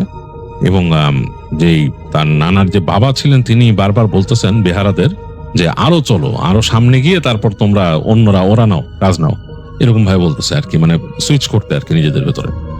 আরো অনেক দূর যাওয়ার পর তারা এক পাশে পালকিটা রাখলো, বেয়ারারা পালকিটা রেখে তারা কিছুক্ষণ বিশ্রাম নিল, নিয়ে বাকি যারা 4 জন এমনি হেঁটে আসছে তারা পালকি নিল। এই 4 জন এখন পাহারার দায়িত্বে আছে, আবার চলা শুরু করলো। এবার চলতে চলতে তারা এই যে গ্রামের যে মূল সীমানা এটা পার হয়ে গেল, এখন ঢুকছে পাশের গ্রামে। এবং সেটা অনেক এই পাশের যে গ্রামটা এইটা একটু টিলা টক্কর দিয়ে ঘেরা, চারিপাশে টিলা টিলা আছে অনেক বেশি, এবং রাস্তাগুলা বেশ এরকম মানে পেছানো পেছানো রাস্তা, টিলার মাঝখান দিয়ে কেটে বানানো অনেক রাস্তা আছে এরকম, মানে একটু অন্যরকম রাস্তাটা। এবং গাছপালা অন্যরকম, টিলার উপরে বড় বড় গাছ, এবং মানে দূরেও দেখা যাচ্ছে যে জায়গাতে টিলা একটু শেষ কিছু জায়গায় সমতল জায়গাটার মধ্যে অসংখ্য গাছ, মানে মনে হচ্ছে যে একটা বন্য পরিবেশ এর মধ্যে দিয়ে যাচ্ছে। এবং মেঘে আকাশটা ছেয়ে আছে বেশি এই জায়গায়, রাতের অন্ধকারটা মনে হচ্ছে বেড়ে গেছে, ডেন্সড হয়ে গেছে, এবং দূরের ওই গাছগুলাকে মনে হচ্ছে যে অন্ধকারে ছেয়ে আছে পুরা। হারিকেনের আলো খুব বেশি দূর যাচ্ছে না এই অন্ধকারের মধ্যে। তো ওই জায়গা দিয়ে যখন চলছে টিলার মাঝখান দিয়ে, তখন এই যে 4 জন এক্সট্রা বেহারা ছিল যারা পাহারা দিয়ে চলছিল, তারা হেঁটে কাছে চলে আসে বরের বাবার কাছে। তো তারা তাকে কিছু একটা বলে কানে কানে। তো বলার পরে যে বরের বাবা যিনি ছিলেন তিনি একটু মাথা নাড়লেন, এবং তিনি দেখলেন যে তিনি মানে জোরে জোরে কিছু দোয়া পড়তে পড়তে চললেন। তো ফাহিমের নানা যিনি ছিলেন মানে যিনি বর, তিনি বুঝতেছিলেন না যে ব্যাপারটা কেন ঘটলো। তিনি মানে হঠাৎ করে তার বাবা এরকম দোয়া পড়া শুরু করলেন, এবং যারা ওখানকার বেহারা ছিলেন যারা নাকি ওই পালকি বেয়ে নিয়ে যাচ্ছেন, তারা মনে হচ্ছে একটু জোরে জোরে হাঁক দিচ্ছেন। তো তিনি বুঝতে পারলেন না চেঞ্জিংটা কেন ঘটলো। তো তিনি জিজ্ঞেস করলেন ওই 4 জন যারা ওই পাশে পাশে চলতেছেন বেহারা, যারা এখন মানে রিল্যাক্সে আছেন, তাদের কাছে জিজ্ঞেস করলেন যে কি ব্যাপার। তো তারা বললেন, শুধু এর মধ্যে একজন বললেন জায়গাটা খুব একটা সুবিধার না, চলেন আপনি হাইটা চলেন, আপনি পালকির পাশে থাকেন একদম। তো তিনি আর কিছু বললেন না। ফাহিমের নানা তিনি চিন্তা করলেন যে হতে পারে চোর ডাকাত কত কিছু থাকতে পারে, গ্রামের রাস্তাঘাট তো ভালো না, তিনিও জানেন যে এরকম রাস্তা দিয়ে রাতের বেলা শান্ত মানুষই চলে না এরকম অবস্থা। তো যাই হোক, চলতে চলতে তারা যাচ্ছে, অনেক দূর চলে আসছে, অনেকগুলো এরকম টিলার মাঝখানের খাঁজ পার হয়ে আসছে। তো একটা জায়গায় এসে দেখলেন যে ওই গাছ, বিশাল একটা বড় গাছ, বট গাছের মতো, ওইটার এই পাশে বেশ ছায়া পড়ছে, পুরো জায়গাটা অন্ধকার হয়ে আছে। তো বট গাছে যাওয়ার আগেই ওইখানে আরো একটু আগে দেখলো যে ওই যারা বেহারা ছিল তারা খুব ক্লান্ত হয়ে গেছে। এবং তারা থেমে দাঁড়ায় পালকিটা নামায় রাখলো, মানে একটু জিরাবে তারা এরকম। তো বাকি নতুন যারা বেহারা তারাও দায়িত্ব নেওয়ার জন্য রেডি, মানে এখান থেকে আবার তারা নিবে। আর বোঝা গেল যে এইটা আরেক গ্রামের একটা অংশ শুরু হয়ে গেছে এখান থেকে, কারণ এই পাশে ফসলের মাঠ আছে বিশাল, দেখা যাচ্ছে যে বিশাল ফসলের মাঠ, এখানে চাষাবাদ হচ্ছে। আর দূরে তাকালে দেখা যাচ্ছে, বোঝা যাচ্ছে ওখানে নদী, মানে এই ফসলের মাঠের ওই পারে নদী মনে হয় বেঁকে গেছে, ওখান থেকে চাঁদের আলো পড়ে একটা রিফ্লেকশন ছুটতেছে সেই একদম প্রান্তে মনে হচ্ছে। তো জায়গাটা বেশ সুন্দর। তো ওখানে যখন তারা বসে সবাই, প্রত্যেকটা বেহারাই বসে গেছে। যে বরের বাবা ছিলেন তিনি একটু মানে মনে হচ্ছে একটু শক্ত সামর্থ্য মানুষ, তিনি লাঠিটা নিয়ে পাশে যে একটু উঁচা একটা মাটির মতো জায়গা সেইখানে বসলেন, বসে তিনি চিরাচ্ছেন। আর বর যিনি ছিলেন তিনি ঠিক পালকির পাশেই বসে রইলেন। একটু পরে দেখা গেল যে শব্দ আসতেছে তাদের পাশে, যে ওইখানে যে ঝোপঝাড় আছে এটা মধ্যে শব্দ আসতেছে। ঝোপঝাড়ের শব্দ হওয়ার ফলে মানে সবাই একটু সচকিত হয়ে গেল যে কি ব্যাপার, শব্দটা কিসের। এর মধ্যে একজন দেখলো যে একটা কুকুরই হবে, কারণ কালো কুচকুচে, চোখ দুটা জ্বলতেছে, ওইটা ঝোপের মধ্যে থেকে মাথা বের করছে এবং ওইটা মুখ খুলে রাখছে, ওইটার ভেতরে দাঁত দেখা যাচ্ছে সাদা রঙের। এটা একজন বেহারা দেখছে। তো বেহারা দেখে ওই মানে জোরে চিৎকার করছে, ওকে ধমক দিয়ে, মানে এরকম করে ধমক দিছে। রাতের মধ্যে এই ধমকের শব্দটা খুব লাউড মনে হয়েছে, কারণ কুকুরটা কিন্তু তখনও শব্দ করেনি। সে ধমক দেওয়ার সাথে সাথেই কুকুরটা একটা শব্দ করলো গড়গড় করে, তারপর দেখলো আরো 4-5টা কুকুর তার পিছে পিছে বেরোয় আসলো এবং সেগুলো সব এরকম কালো রঙের। এবং এর মধ্যে সবচেয়ে সামনে যেটা আছে সেটা ডাকলো, ঘেউ ঘেউ করে ডাকলো, বেশ ভয়ঙ্কর ভাবে কয়েকবার ঘেউ ঘেউ করে ডেকে তারপর আবার লম্বা একটা শব্দ করলো, হাউলের মতো, কান্নার মতো আর কি, মানে বেশ ভয়ঙ্কর, মানে একটা পিলে চমকে যাওয়ার মতো ডাক। তো ফাহিমের নানা একটু ভয় পেয়ে গেলেন, মানে তিনি তো একদম ইয়াং, তিনি ভয় পেয়ে গেছেন। তার নব্য বিবাহিতা স্ত্রী ওই ইসের মধ্যে বসা, পালকিতে বসা। তো তিনি তাড়াতাড়ি পালকির যে এই পাশের যে পর্দা এটা সরায় মাথা ঢুকাইলেন ভিতরে। ঢুকায় তিনি বলতেছেন তার স্ত্রীকে, আপনি ভয় পাবেন না, সামনে কুকুর আসছে, তো ওই কুকুর আসছে, কুকুরকে সবাই তাড়াইতেছে, আমিও তাড়াই দিচ্ছি, দাঁড়ান, আমি যাচ্ছি, আমি আছি, আপনি কোনো চিন্তা করেন না। তো এটা বলাতে তার বলার যে ভঙ্গি ছিল এটাতে ফাহিমের নানি হেসে দিল, মনে হলো যে মানে পরিবেশটা হালকা হয়ে গেছে। তিনি হেসে দিল, তিনি বলল যে কুকুর তাড়াবেন? তো একটু লজ্জা পেয়েছে ফাহিমের নানা, তিনি বললো যে হ্যাঁ আপনি বসেন, আপনি চিন্তা করেন না। বলে তিনি তাড়াতাড়ি তার মাথা বের করে ফেলেন এবং তাকায় দেখতেছেন যে বেহারারা কুকুরগুলাকে সরাচ্ছে, লাঠি দিয়ে এরকম বাড়ি দিতেছে। কুকুরগুলো একবারে চলে যাচ্ছে না, ওখানে মানে মানে একটু পিছায় যাচ্ছে আর প্রচন্ড শব্দে ডাকতেছে, ঘেউ ঘেউ করতেছে। পরিস্থিতি দেখে ওটা ভালো মনে হচ্ছে না এবং ওখানে বেশ অনেকগুলো কুকুর, মানে একটা কুকুরের পাল ওইখানে। খুবই অবাক করা কাণ্ড, এখানে এগুলো কোত্থেকে আসছে এবং কুকুরগুলো দেখে মনে হচ্ছে সবই কালো, ব্যাপারটা খুবই অন্যরকম। তো যাই হোক, ফাহিমের নানা পালকির পাশে দাঁড়ায় আছেন, তিনি যাচ্ছেন না ওখানে, মানে সামনে যাচ্ছেন না, যেহেতু তার স্ত্রী ভয় পাবেন তিনি বুঝতে পারছেন। তো তিনি ওখানে দাঁড়ায় আছেন। এদিকে এটা পরে শোনা যে ফাহিমের নানির কি হয়েছিল। তো তিনি নাকি ভিতরে বসে হঠাৎ শুনতেছিলেন পালকি চলতে চলতে, যে পালকি যখন থামছে বসেছিল, তো তিনি বুঝলেন যে এখন একটু রিল্যাক্স করতে হবে। তো তারও ওখানে বসে থেকে খুব অস্বস্তি লাগতেছিল, কারণ তিনি একটু দুরন্ত ছিলেন, বাড়িতে হাঁটা চলা করতেন, রান্না বাড়া করতেন, ঘরে খুব আদরের কন্যা ছিলেন পরিবারের, এবং মানে বাসায় মাথায় রাখতেন তিনি। তো তিনি এইখানে যে এই এতক্ষণ চুপচাপ বসে আছেন একটা পালকির মধ্যে, তার অসহ্য লাগতেছিল। আর তার নিজের কাছে ফিলটা খারাপ লাগতেছিল যে মানুষের কাঁধে চড়ে তিনি যাচ্ছেন, তার কাছে এটা অস্বস্তি লাগতেছিল। আবার অদ্ভুত একটা মায়াও ফিল করতেছিলেন তার নতুন বরের জন্য, যে এই বেচারা হেঁটে হেঁটে যাচ্ছে পুরো রাস্তা আর তিনি বসে আছেন। তো যাই হোক, এর মধ্যে যখন তাদেরকে রিল্যাক্স করতে দেয় তিনি ভাবলেন যে এই একটু মানে বসলো আর কি, এই দুলুনিটা একটু থামছে। তিনি বসে একটু চিন্তা করতেছিলেন যে কখন পৌঁছাবে। এর মধ্যে এই কুকুরের ডাকাটাকি শুনলেন, আর তারপর তার বরের কথা শুনে তিনি বেশ মজা পেলেন যে লোকটা খুব মজার, তাকে আপনি আপনি করে কথা বলতেছে। তখনকার সময় অবশ্যই এরকম সম্মান করতো মানুষকে, যারা একটু সভ্য সমাজে ছিল সবাই সবাইকে সম্মান করত। তো তিনি মানে প্রথম পরিচয় যেহেতু আপনি বলতো এরকম, তো তিনি বেশ মজা পেয়েছেন ওনার কথা বলার ধরনে। যাই হোক, তো উনি যখন নাকি তার বর যখন মাথা বের করে ওদিকে চলে গেছে বাইরে, বুঝলেন যে বাইরে সে নজর দিতেছে, তো তখন তিনি একটু রিল্যাক্স ফিল করছেন আর কি, মনে মনে একটু রিল্যাক্স ফিল করছেন। আর তার অসহ্য লাগতেছে, তার এখানে অনেক জিনিসপত্র রাখছে, তো মানে অনেক মানে তাদের গয়নাঘাটি অনেক কিছু পালকির ভেতরে, প্লাস তার যে বাড়ি থেকে মিষ্টি টিষ্টি দিচ্ছে এগুলোর একটা ঘ্রাণ আসতেছে কেমন, মানে তার গা গুলাচ্ছে। এর মধ্যে তিনি হঠাৎ করে খেয়াল করলেন মনে হচ্ছে যে তার পালকির ভেতরে এক কুয়াশার মতো ছেয়ে যাচ্ছে, এরকম মনে হচ্ছে যে কুয়াশা ঢুকতেছে পালকির ভেতর। দূরে কিন্তু কুকুরের ডাক হচ্ছে কাছাকাছি, আর এখানে কুয়াশার মতো ঢুকতেছে। আর পালকির ভেতরে কিন্তু কোনো লাইট ছিল না, মানে তার ওইখানে কোনো তারা বাতি দেয় নাই, যেহেতু হারিকেন বাইরে ছিল এখানে কোনো বাতি দেয় নাই।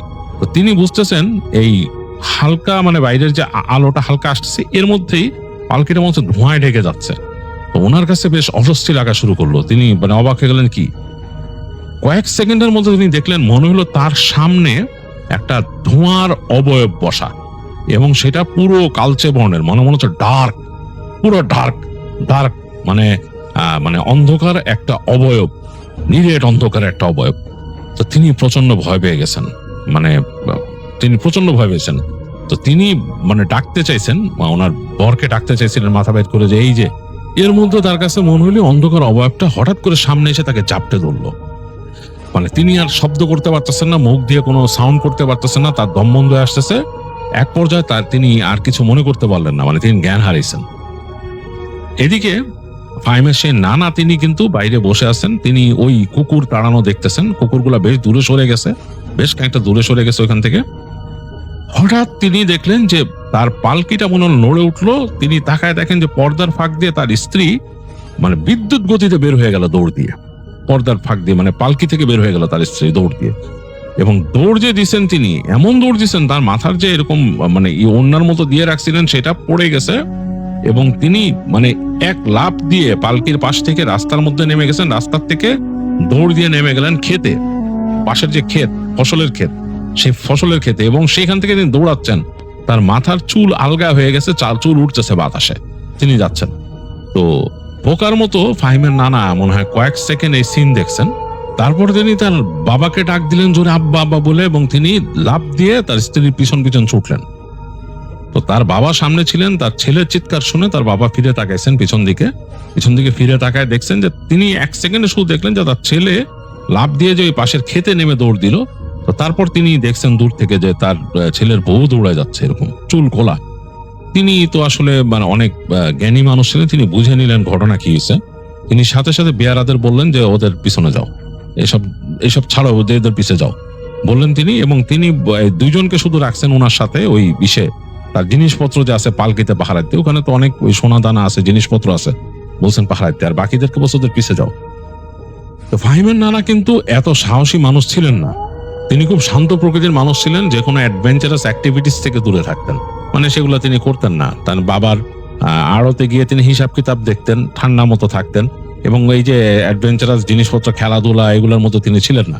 কিন্তু আজকে তার নববিবাহিতা স্ত্রী যে দৌড় দিলেন, এইটা তিনি মানে দেখে তিনি ভয় পাইছেন, এবং তিনি স্ত্রীর সেফটির কথা চিন্তা করে তিনি কিন্তু কোনো কিছু না চিন্তা করে নেমে গেছেন সেখানে মাঠে খেতে, এবং জানেন যে কুকুরগুলো আছে ওইখানে। তো তিনি দৌড়াচ্ছেন, কিন্তু আশ্চর্যজনক ব্যাপার, তার স্ত্রী এত জোরে দৌড়াচ্ছে যে তিনি মানে তাল রাখতে পারতেছেন না।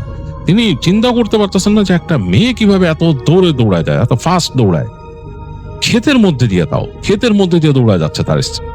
তিনি আসলে এটা দিশা রাখতে পারতেছেন না, আইলের উপর দিয়েও যাচ্ছেন না, মানে একদম সরাসরি ক্ষেতের মধ্যে দিয়ে ফসলের মাঠটা টি করে পুরা মারায় চলে যাচ্ছে, এবং মনে হচ্ছে যে মানে খুব ফাস্ট। তো ফাহিমের নানা পিছনে দৌড়াইতে তিনি পিছনে তাকাইছেন যে তার লোকজন, তিনি শব্দ পাইছেন যে তার বাবা বলতেছে ওদের পিছনে যাও। তো তিনি তাকায় দেখলেন যে তার লোকরা আরো অনেক পিছনে, তার মানে উনি অনেক স্পিডে দৌড়াইতেছেন, আর তার স্ত্রী তার থেকে দ্বিগুণ স্পিডে দৌড়ায় যাচ্ছে, কারণ তিনি দেখতেছেন প্রতিনিয়ত তার সাথে দূরত্ব বেড়ে যাচ্ছে তার স্ত্রী, এবং তিনি এটাতে হতাশ হয়ে যাচ্ছেন, কারণ তিনি মানে দম রাখতে পারতেছেন না, দম শেষ হয়ে যাচ্ছে। একটা মানুষ কতক্ষণ এইভাবে পারে? তিনি দৌড়াইতে একসময় তার পা মানে অসাড় হয়ে গেল, আর তার পা বেঁধেও গেল। তিনি ধপাস করে পড়লেন ওই ক্ষেতের মধ্যে, একদম ধুপ করে পড়ছেন, ব্যথাও পাইছেন, তার হাতে তারপর মুখে লাগছে এরকম।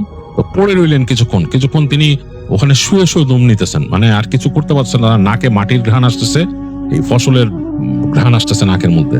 তো পড়ে আছেন তিনি, কয়েক সেকেন্ড পড়ে আছেন, তারপর অনেক কষ্টে ওঠার চেষ্টা করতেন। এই সময় দেখলেন যে তার পেছনে লোকজন এসে পড়ছে। তো তারা এসে তাকে টেনে তুললো এখান থেকে। তো তোলার পর তিনি কিছুক্ষণ হাঁপাইলেন, তাকায় দেখতেছেন সামনে মানে কেউ নাই, তার স্ত্রী নাই সামনে। তো তিনি অবাক হয়ে গেলেন। তো তারাও বলতেছে, ওই যে যারা বেহারা ছিল তারা বললো যে উনি কিভাবে এরকম দৌড়ে দৌড়াইলেন।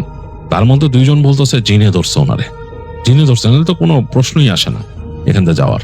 তো মানে এইভাবে কেমনে গেল? তো পিছনে দুইজন বলতেছে আমরা শুধু দেখলাম দূরে একটা ছোট এরকম বিন্দুর মতো এরকম চলে গেল, মনে হলো বাতাসে ভেসে চলে গেল, এরকম ওই দিকে গেছে, শেষের দিকে একদম মতো ওই দিকে গেছে। তো যাই হোক, তখন ফাহিমের নানা উঠে বললো যে আচ্ছা যাই চলেন। তিনিও আবারও দৌড়ানো শুরু করলেন আস্তে আস্তে, মানে খুব ফাস্ট দৌড়াচ্ছেন না, হাঁপাচ্ছেন, দৌড়াচ্ছেন। বলে আপনার আমার পিছনে আসেন। আসলে তিনি চাচ্ছেন যে তিনি যদি দৌড়ে গিয়ে তার স্ত্রীকে দেখতে পান, তার স্ত্রী যেহেতু ওরাও বলছে যে ওখান থেকে ওনার জিনে ধরছে, তার কাছেও মনে হয়েছে যে সামথিং ইজ রং, মানে অতিপ্রাকৃত কিছু ঘটছে, তার স্ত্রী সমস্ত পজেসড হয়েছে। এটা যেহেতু তিনি গ্রামের ছেলে, তিনি তো জানেন যে এই ধরনের ব্যাপার স্যাপার ঘটে। তো তিনি চিন্তা করছেন যে তাকে কি অবস্থায় পাই জানি না, এরা একটু পরেই দেখুক, আমি যে আগে দেখি এটাকে ঠিক করতে পারি কিনা, আগে কি অবস্থা আছে যদি পাই খুঁজে। আর পাবো তো অবশ্যই, মানে সে ডিটারমাইন্ড যে তিনি খুঁজে পাবেনি। তো তাকে যেই পয়েন্টে দেখাইছে তিনি ওইদিকেই দৌড়ানো শুরু করলেন, আর তাদেরকে বললেন যে আমার পিছনে আসেন। তো তারা, যেহেতু উনি বলছেন যে তারা একটু আস্তে আস্তে যাচ্ছে, পিছনে আসতেছে, তো তিনি আবার জিজ্ঞেস করলেন একজনকে যে কোন জায়গায় যেতে দেখছেন। বললো ওই জায়গায়, হাত দিয়ে দেখাইছে।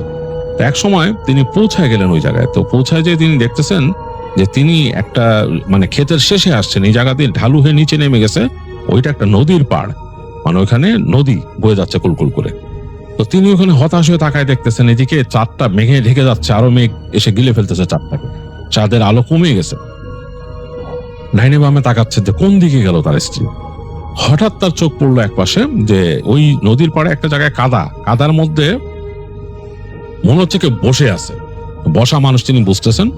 তিনি স্পষ্ট বুঝলেন যে এটাই তার ওয়াইফ, কারণ চুলগুলো ছেড়ে রাখছে, মানে চুল যে উঠতেছিল চুল ছাড়া, এবং শাড়ি বুঝতে পারছেন তিনি ওই মানে আবছা চাঁদের আলো তো কমে গেছে, যে বুঝতে পারছেন যেটা বিয়ের শাড়িটা পরে এবং বসে আছে ওই কাদার মধ্যে বসে আছেন তিনি, এদিকে মুখ, তার দিকে মুখ করা। তো হালকা করে মাথাটা উঠায় একটু হেসে তাকে হাত দিয়ে এরকম ডাকতেছে। তো ফাহিমের নানা আস্তে আস্তে হেঁটে গেলেন কাছে। তো ওখান থেকে তিনি শুনতেছেন তার স্ত্রী তাকে বলতেছে যে কাছে আসো আনিস মিয়া, কাছে আসো। ওনার নাম আনিস ছিল, তো বলছে আনিস মিয়া কাছে আসো। তো তিনি বুঝতেছেন যে এইভাবে করে তো কোনোভাবেই ডাকার কথা না, তাকে এইভাবে তুমি করে সম্বোধন করবে না নতুন বউ। আর তিনি তার স্ত্রীর কণ্ঠ শুনছেন, কণ্ঠ অনেক মিষ্টি, এইভাবে করে কথা বলে না, কথাটা বলতেছে মনে হচ্ছে বুকের ভেতর থেকে কথা বলতেছে, একদম মানে দম ছেড়ে দিয়ে পুরো কণ্ঠের যতটা মানে ভারী ভাবটা নিয়ে আসছে এরকম, এইভাবে তো কথা বলে না। তিনি যে আবুজার বুঝে নিছেন যে তার স্ত্রীকে জিনে ধরছে, তাদের ওখানকার যেটা তারা জানতো যে জিনে ধরা। তো তিনি এটা বুঝতে পারছেন, এবং তিনি যা দোয়া দরুদ শিখছিলেন ছোটবেলায় সেগুলো পড়তে পড়তে সামনে যাচ্ছেন। তো কাছে যখন গেছেন তখন তাকে ধমক দিলেন তার স্ত্রী, তারা বলছে এই দোয়া পড়ো স্ক্যান, তুই শুরু করলো। তো তিনি থমকায় গেছেন, ভয় পেয়েছেন, দেখলো যে বসার থেকে উঠে দাঁড়াইলো তার স্ত্রী, এবং তাকে বলতেছে হঠাৎ করে ঘাটটা এরকম বাঁকা করে বলছে আজকে তোরে কাদাতে চুবায় মারুম। বলে দেখলেন যে একটা লাফ দিয়ে, মানে তার মানে যেখানে দাঁড়াইছিল সেখান থেকে মনে হলো মানে একটা লাফ দিয়ে তার সামনে আসলো এবং তাকে ধরে নিয়ে ফেলে দিল মাটিতে। তো ফাহিমের নানা মাটিতে পড়ছেন, তিনি যে জায়গাটা পড়ছেন ওই জায়গাটা অপেক্ষাকৃত নরম, মানে শক্ত জায়গায় না, এবং তিনি পড়ে গেলেন। তারপর তিনি দেখলেন যে তার স্ত্রী তার পা ধরে তাকে টেনে নিয়ে আসছেন কাদার মধ্যে। এত শক্তি কোত্থেকে আসলো? টেনে তাকে কাদায় এনে তাকে যেতে ধরছে মাঝখানে, মানে একদম মানে মাটির মধ্যে যেতে ধরছে। তো তিনি তার মুখ কাদার মধ্যে চলে যাচ্ছে, তিনি নিঃশ্বাস নিতে পারতেছেন না। তো এই সময় তিনি অস্পষ্ট ভাবে শুনলেন যে লোকজনের শব্দ ওইখান থেকে মানে আসতেছে, ওই যে তার যে বেহারাগুলো ছিল তারা নেমে আসতেছে, তারা হয়তো তাকে বাঁচানোর জন্য আসবে। তিনি তখন মবচেতন মনে চিন্তা করলেন যে এরা থামাইতে গেলে তো তারা মানে আমার স্ত্রীকে ধরবে, তো তিনি সেটা চান না যে তার স্ত্রীকে ধরুক কেউ।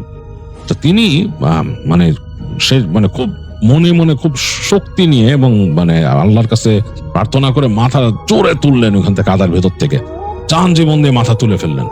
মাথা তুলে তিনি তার স্ত্রীকে মানে সরাই দিলেন ওখান থেকে, সরাই দিয়ে সবাইকে বলে এই দূরে দাঁড়ান বলে তিনি তার স্ত্রীকে চেপে ধরছেন। তার স্ত্রীর গায়ে প্রচন্ড শক্তি, তার থেকে ছুটে যাওয়ার চেষ্টা করতেছে। তিনি তখন স্ত্রীকে চেপে ধরে তিনি একটা সূরা পড়া শুরু করলেন।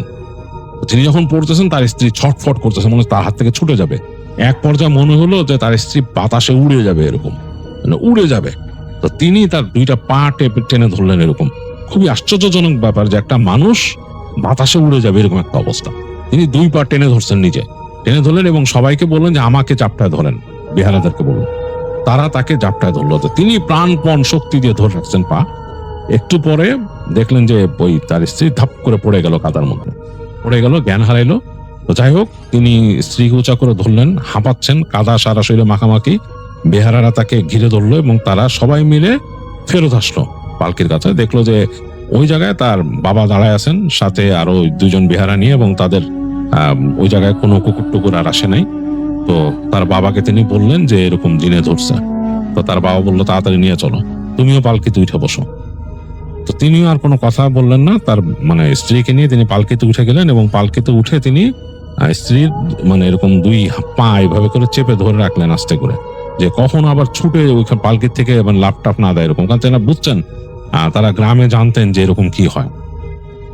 তো যাই হোক, যাচ্ছেন, বেহারারা দ্রুত হেঁটে যাচ্ছেন, এবং বাকি বেহারারাও এখন মানে কাজে লাগছে, তারাও পালকির অংশ ধরছে, বিভিন্ন ধরে যাচ্ছে, তাড়াতাড়ি ছুটে চলতেছে পালকি। অনেক দূর চলে আসছে।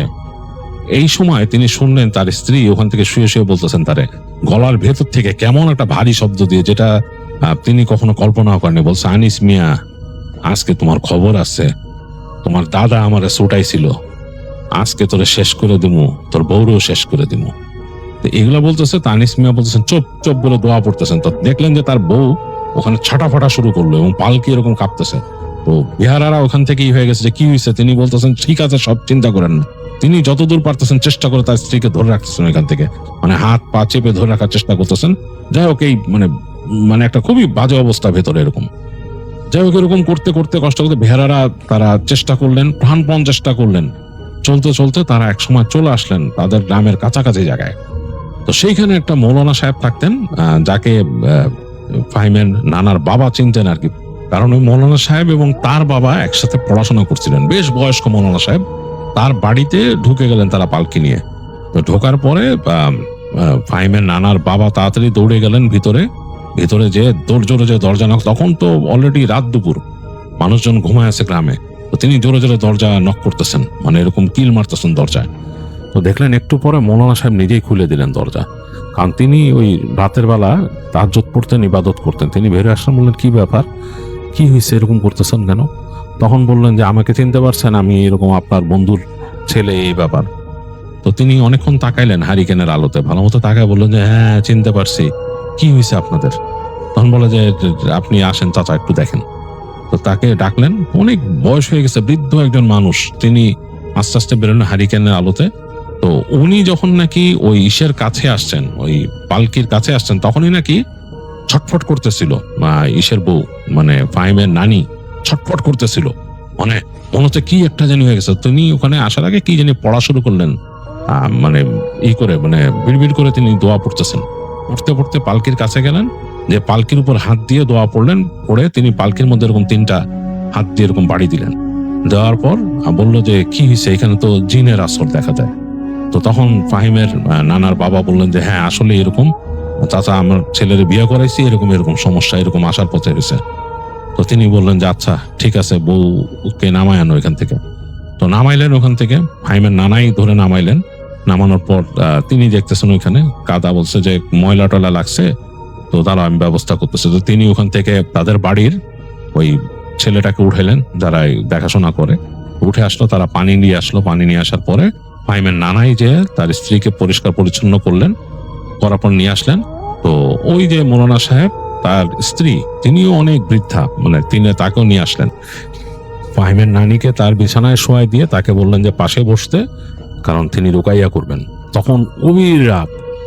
তো সেই নানি, তিনি এগুলোর সাথে মনে অভ্যস্ত, তিনি জানতেন যে তার হাজবেন্ড এরকম করেন, মানুষের জিন টিন ছাড়াই দেন, তিনি জানতেন এরকম। আর তিনি হয়তো তাকে সাহায্য করতেন মেয়েদের এগুলো ছাড়ানোর ব্যাপারে। তো তিনি ওখানে বসলেন, আর মৌলানা সাহেব এই পাশে, মানে এইদিকে চলে আসলেন। ফাহিমের নানাকে রাখলেন সাথে, বললেন যে আপনি থাকেন, আর ফাহিমের নানার বাবাকে বললেন আপনি বাইরে যেয়ে দাঁড়ান। তো যাই হোক, তারপরে তিনি ওখানে শুরু করলেন দোয়া দরুদ পড়া, তার মতো রিচুয়াল করলেন, মানে তার মতো যে নিয়ম, রুকাইয়ার নিয়ম, সেটা পালন করলেন। তো অনেকক্ষণ পর দেখলো যে ওইখান থেকে ওই ফাহিমের সেই নানি কথা বলতেছে। তো তিনি তাকে জিজ্ঞেস করলেন যে কি ব্যাপার, এই মেয়েকে কেন রাস্তায় ধরছো? তো বলে যে এখান থেকে আসতেছিল বরযাত্রী নিয়ে, মিষ্টি নিয়ে, আমার সাথে ইরা খাইতে চাইছিল। আর এছাড়াও ওর দাদা, মানে এই ফাহিমের নানাকে কথা বলতেছে, তার দাদা আমার ছাড়াইছিল, একবার অন্যায়ভাবে ছাড়াইছিল। আমার এত পছন্দের মানুষ এসেই যাক, এই নিয়ে অনেক ডিবেট হয় দুজনের মধ্যে। মূল কথা হচ্ছে ফাহিমের নানার দাদা তিনি একটা জিনকে ছাড়াইছিলেন একজনের উপর থেকে, এবং তিনি মানে সেই জিনকে বন্দি করে রাখছিলেন একটা মাটির কলসির মধ্যে। সেই কলসি ভেঙে সে বের হয়ে যায় এক সময়।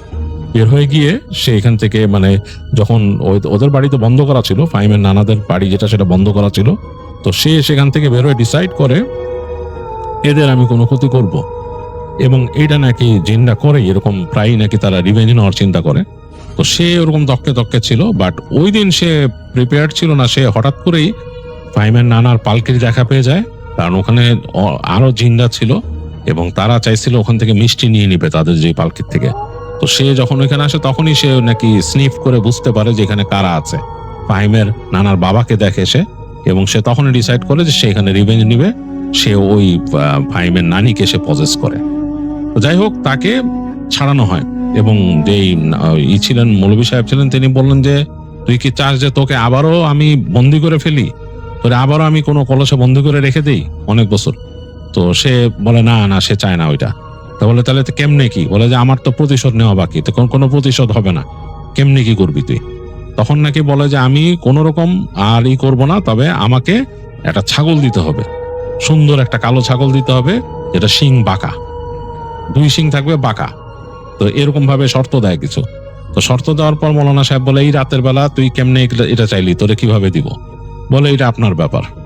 তো মৌলানা সাহেব অনেক চিন্তা করেন কিভাবে কি করবেন। তো তিনি ওই রাতের বেলায় তার লোককে পাঠান যে আশেপাশের কোনো বাড়িতে এরকম কালো ছাগল আছে নাকি। তো তার লোকরা যে এরকম 4-5টা বাসা খুঁজে একটা বাসার মধ্যে একটা ছাগল পায়, সেটা 2টা শিং আছে, এটা একটু বাঁকা। তো ওই ছাগলটাকে তারা নিয়ে আসে। আনার পরে বলে যে এই ছাগল নিয়ে আমি চলে যাব। সেই দিন বলে আমি ছাগল নিয়ে চলে যাব। ছাগলটাকে নাকি রাখা হয় ঘরের বাইরে, মানে যেখানে তাকে করা হচ্ছে, তাড়ানো হচ্ছে। এটা একটা টিনের ঘর ছিল, মানে টিনের ঘর, ওই টিনের ঘরের বাইরে রাখা হয় ছাগলটাকে, দাঁড়া করায় রাখা। তো সবাই দেখে, ওই ফাহিমের নানার বাবা তিনিও দেখেন, এবং ফাহিমের নানা ঘরের ভিতর থেকে দেখতেছিল যে মোনা সাহেব যখন নাকি তাকে ছাড়লো, তার মতো তিনি কাজ করলেন, করার পর নাকি ওই একটা ঝাঁকি দিয়ে, যে ফাহিমের নানি ছিল, একটা ঝাঁকি দিয়ে মানে একদম এলায় পড়ছেন, নেতায় গেছেন। তার মনে হলো যে পুরা চলে গেছে, সেন্স চলে গেছে। ওইখানে ছাগলটা নাকি জোরে জোরে ডাকা শুরু করে। প্রথমে ভয়ার্থ ভাবে কয়েকবার ডাকে, তারপর জোরে জোরে ডাকা শুরু করে, প্রচন্ড জোরে জোরে, এবং তার এই ছাগলের ডাকও চেঞ্জ হয়ে যায়, পুরো অন্যরকম চেঞ্জ হয়ে যায়। তো তখন মনে হচ্ছে যে ছটফট করতেছে, যে খুঁটির মধ্যে ছিল ছটফট করতেছে। তো তখন ওই মৌলভী সাহেব বলে যে এই খুঁটিটা, ওই তার বাঁধনটা খুলে দাও।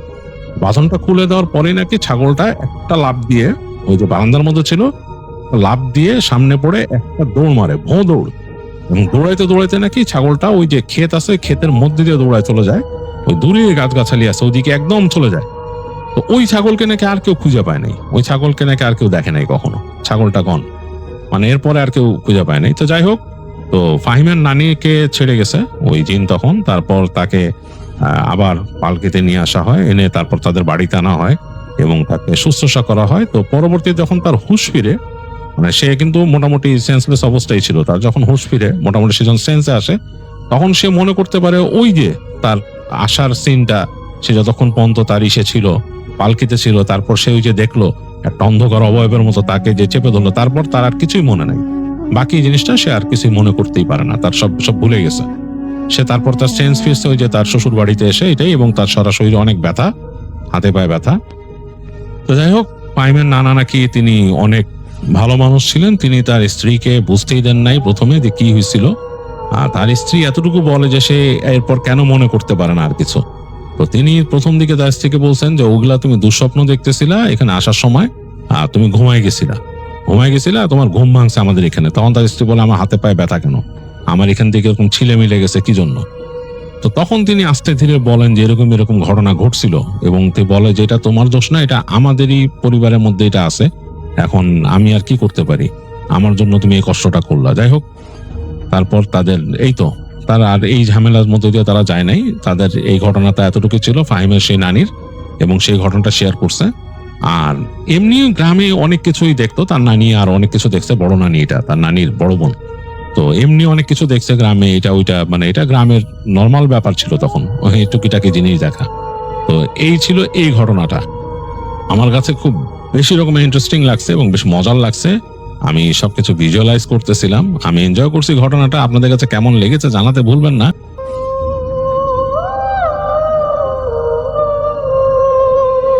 আমি এখন যে ঘটনাটি শেয়ার করব, ঘটনাটি আমাকে দিয়েছেন মোহাম্মদ এখলাস শেখ বাপ্পি। উনি রাজশাহী জেলার বাগা থানার কালীগ্রাম থেকে ঘটনাটি আমাকে শেয়ার করেছেন। তো সরাসরি ঘটনায় চলে যাই। ঘটনাটি একটি রাজশাহীর একটি চর এলাকা কেন্দ্রিক। চরের নাম হচ্ছে পলাশী ফাতেহপুর। এটি ইন্ডিয়া বর্ডারের বেশ কাছের একটি জায়গা। তো তখন সময় 2012 সাল। আর ঘটনাটি যার সাথে ঘটে ওনার নাম হচ্ছে আসাদ ভুঁইয়া। এটি ওনার জীবনে একটি মর্মান্তিক ঘটনা। তো উনি মাছ ধরতেন, উনি পেশায় জেলে এবং মাঝিও ছিলেন। তো উনি বিভিন্ন এলাকায় ঘুরে ঘুরে মাছ ধরতেন। তো তখন সময় বর্ষাকাল, পদ্মা নদীতে পানি বেশ উত্তাল। ওনাদের আশেপাশে একদম কানায় কানায়, আশেপাশে যে গ্রাম ছিল একদম কানায় কানায় পূর্ণ হয়ে গেছে, কারণ এটি একটি চর এলাকা ছিল।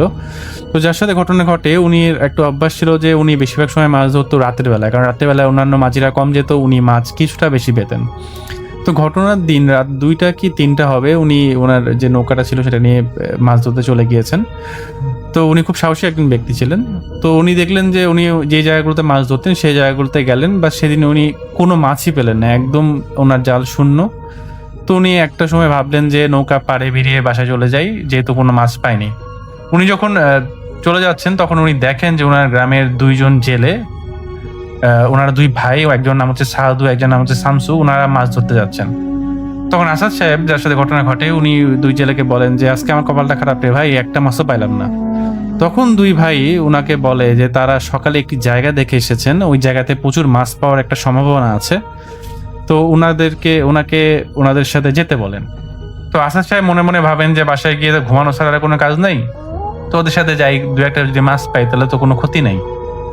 তো ওনাদের সাথে রওনা দেন 2 ভাইয়ের সাথে। ওনাদের নৌকা আগে ছিল এবং আসাদ সাহেবের নৌকা পরে ছিল। ওনারা প্রায় 1 ঘন্টা পরে ওই জায়গাটাতে যান। তো যেই জায়গাটাতে সেদিনকার উনি যান, ওই জায়গাটা ওনার কাছে অপরিচিত ছিল, কারণ চরের ওই জায়গাতে উনি আসলে কখনোই মাছ ধরতে যেতেন না। তো যাই হোক, আসাদ সাহেব বললেন যে কই নিয়ে আসলি রে ভাই? তখন ওই 2 জেলে বলছিল যে বেশি কথা না বলে তাড়াতাড়ি মাছ ধরো, অন্যান্য জেলে আসলে কিন্তু আর মাছ পাবা না। তো আসাদ সাহেব বিসমিল্লাহ বলে জাল ফেলেন পানিতে। প্রথমবারই বেশ ভালো মাছ পান। এরপরে একইভাবে কয়েকবার জাল ফেলেন। তো কিছুক্ষণ পরে উনি লক্ষ্য করেন যে তার সাথে যে 2 ভাই এসেছিল তারা কোথাও নেই। যতদূর চোখ যাচ্ছে উনি কাউকে দেখতে পাচ্ছেন না, রাত গভীর। তো তিনি মনে মনে ভাবেন যে আশেপাশে কোথাও হয়তো চলে গেছে মাছ ধরতে ধরতে, উনি ওনার মতো মাছ ধরেন। এবং তিনি মনে মনে ভাববেন যে মাছ তো ভালোই পাইছি, এবার লাস্টবার জাল ফেলাই, এবার যে মাছ পাবো এটা নিয়ে বাসে চলে যাব। তো যাই হোক, অন্য দিনের চেয়ে উনি প্রায় 5 থেকে 6 গুণ মাছ সেদিন বেশি পেয়েছিলেন। তো শেষবার যখন উনি জাল ফেলেন তখন উনি জালে প্রচণ্ড টান অনুভব করেন। উনি ভাবেন যে বেশ বড় কোনো মাছ হয়তো উনি পেয়েছেন। উনি বেশ সাবধানে মাছগুলো উঠানোর চেষ্টা করেন। তো জালটিকে যখন উনি নৌকাতে তুলেন তখন উনি দেখেন যে মাছের সাথে একটি বড় সাপও আছে। তো মাছের সাথে সাপ ওঠাটা আসলে কোনো অস্বাভাবিক ব্যাপার না। যারা মাছ ধরেন তারা জানেন যে অনেক সময় মাছ ধরতে গেলে তারা অনেক সময় জালের সাথে সাপও পান। তো উনি সাপটিকে জাল থেকে বের করে পানিতে ছুঁড়ে ফেলানোর চেষ্টা করেন, কিন্তু কোনো কারণে সাপটি তার হাত থেকে ছুটে যেয়ে নৌকার মধ্যে চলে যায় এবং সাপটি তার দিকে তাড়া করে এবং উনি বেশ ভয় পেয়ে যান। এতে উনি ওনার সাথে যে বড় হালটি ছিল ওই হালটি দিয়ে সাপটিকে আঘাত করেন এবং বেশ কয়েকবার আঘাত করেন এবং একসময় সাপটির রক্তাক্ত হয়ে যায় এবং যখন উনি বুঝতে পারেন যে সাপটি পুরোপুরি মরে গেছে তখন উনি লেজটা ধরে সাপটাকে ফেলাই দেন পানির মধ্যে। তো সেদিন উনি বাড়ি ফিরে যান। তো সেদিন কোনো কিছু হয় না। তো তারপরের দিন রাত্রেবেলায় উনি আর মাছ ধরতে যাননি সেদিন। তো উনি স্বপ্ন দেখছেন যে একটি ফুটফুটে ছোট বাচ্চার শরীর থেকে প্রচন্ড রক্ত বেরোচ্ছে বিভিন্ন জায়গা থেকে এবং বাচ্চাটা একটা সময় সাপে পরিণত হয়ে যাচ্ছে। এই দুঃস্বপ্নটা দেখে ওনার ঘুম ভেঙে যায়। যাই হোক, উনি এটিকে একটা দুঃস্বপ্ন ভেবেই উড়িয়ে দেন। তো তারপরের দিন সকালবেলায় উনি হাটে যান বাজার করতে। ফিরতে ফিরতে ওনার বেশ রাত হয়ে যায়। আসার পথে উনি বেশ একটা রাস্তা দিয়ে হাঁটছেন, রাস্তাটা বেশ নির্জন ছিল। তো উনি দেখেন যে দূরে একটা বাচ্চার মতো কোনো কিছু দূরে আছে, তো যেটা বসে আছে, নড়াচড়া করছে। ওনার কাছে বেশ অদ্ভুত লাগে, এত রাতেবেলা এরকম একটা বাচ্চা থাকবে কেন। তো উনি কাছে যায়, দেখেন যে আসলে এটা কোনো বাচ্চা না, এটা একটা বড় সাপ। এবং যখন উনি সাপটার কাছে যান তখন সাপটা ওনাকে তাড়া করে। এটা উনি আসলে একটু ঘাবড়িয়ে যান। উনি প্রচণ্ড প্রাণপণে দৌড়ানোর চেষ্টা করেন। একটা সময় উনি কোনো কিছুর সাথে বাড়ি খেয়ে পড়ে যান। তো বাসায় আসতে আসলে ওনার দেরি হচ্ছে দেখে ওনার পরিবারের সদস্যরা পরে ওনাকে আসলে খুঁজতে যান, কারণ আসলে বাজার থেকে এত রাতে উনি কখনোই আসেন না। তো ওনার পরিবারের সদস্যরা যখন বাইরে যান তখন ওনাকে রাস্তায় পান। উনি একটা গাছের সাথে আসলে বাড়ি খেয়ে পড়ে গিয়েছিলেন। তো এরপরে উনি এই যে স্বপ্নটা ছিল, এই একটা বাচ্চা রক্তাক্ত হয়ে যায় এবং পরে সাপে হয়ে যায়, এই স্বপ্নটা প্রায়ই দেখতেন। তো এটাকে আসলে উনি দুঃস্বপ্নই মনে করেছিলেন, বা এটাকে তেমন খুব কয়েকটা পাত্তা দেননি। তো ঠিক তার 5 মাস পরের ঘটনা, উনি একদিন সকাল থেকে উঠে সে বাজারে যায়, বাজার থেকে বাসায় ফিরে আসে। বাট ফিরে এসে ওনার ওয়াইফ ওনাকে বলে যে ওনাদের বাচ্চাটাকে, ওনাদের ছেলে সন্তান আছে, খুঁজে পাওয়া যাচ্ছে না। তো উনি আশেপাশের যে প্রতিবেশী আছে সবাইকে নিয়ে আশেপাশের গ্রামগুলোতে খোঁজেন, কিন্তু কোথাও পান না। পরে পুলিশের সহায়তা নেন, পুলিশও কোথাও খুঁজে পান না। এভাবে প্রায় 2 থেকে 3 মাস চলে যায়। উনি আসলে বাচ্চাটা আসলে হারায় যায় অ্যাকচুয়ালি ওনার। তো উনি একদিন 2 থেকে 3 মাস পরে একদিন রাতে উনি স্বপ্ন দেখছেন যে তার ছেলের শরীর থেকে প্রচুর রক্ত বেরোচ্ছে, আর তার ছেলে তাকে দেখে কান্না করছে। তো তিনি এমন স্বপ্ন কেন দেখলেন এটা জানার জন্য ওনার যে স্থানীয় মসজিদের ইমাম ছিলেন তার কাছে গেলেন, কিন্তু তিনি আসলে কিছু বলতে পারলেন না। তবে ইমাম সাহেব বললেন যে পাশের গ্রামে একজন বড় হুজুর আছে, আপনি তার কাছে যান, উনি হয়তো আপনাকে এই স্বপ্নের ব্যাখ্যাটা দিতে পারবে। তো হুজুরটির কাছে উনি পরের দিন যান। তো হুজুরটির কাছে যাওয়ার পরে হুজুর বলে যে হুজুর ওনার কাছ থেকে পুরো ঘটনাটি শুনে এবং তাকে তার পরের দিন আসতে বলে। এবং উনি পরবর্তী জানতে পারেন যে হুজুরের সাথে একটি জিন থাকে, সেই জিন দ্বারা হুজুর আসলে অনেক ধরনের মানুষজন উপকার করে থাকে। তো যাই হোক, তার পরের দিন সে হুজুরের কাছে তিনি যান।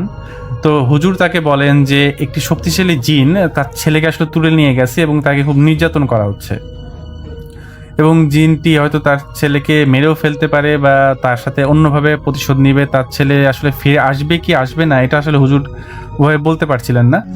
তো হুজুর বলেন যে আসলে যেই জিনিসটি আপনার ছেলেকে আসলে নিয়ে গেছে সেটি আসলে খুব খারাপ একটি মুশরিক জিন, সম্পূর্ণ শয়তানের পূজা করে। এর সাথে আসলে লড়াই করার মতো ক্ষমতা আমার নাই, একমাত্র আল্লাহ তাআলাই হয়তো আপনার ছেলেকে বাঁচাতে পারেন।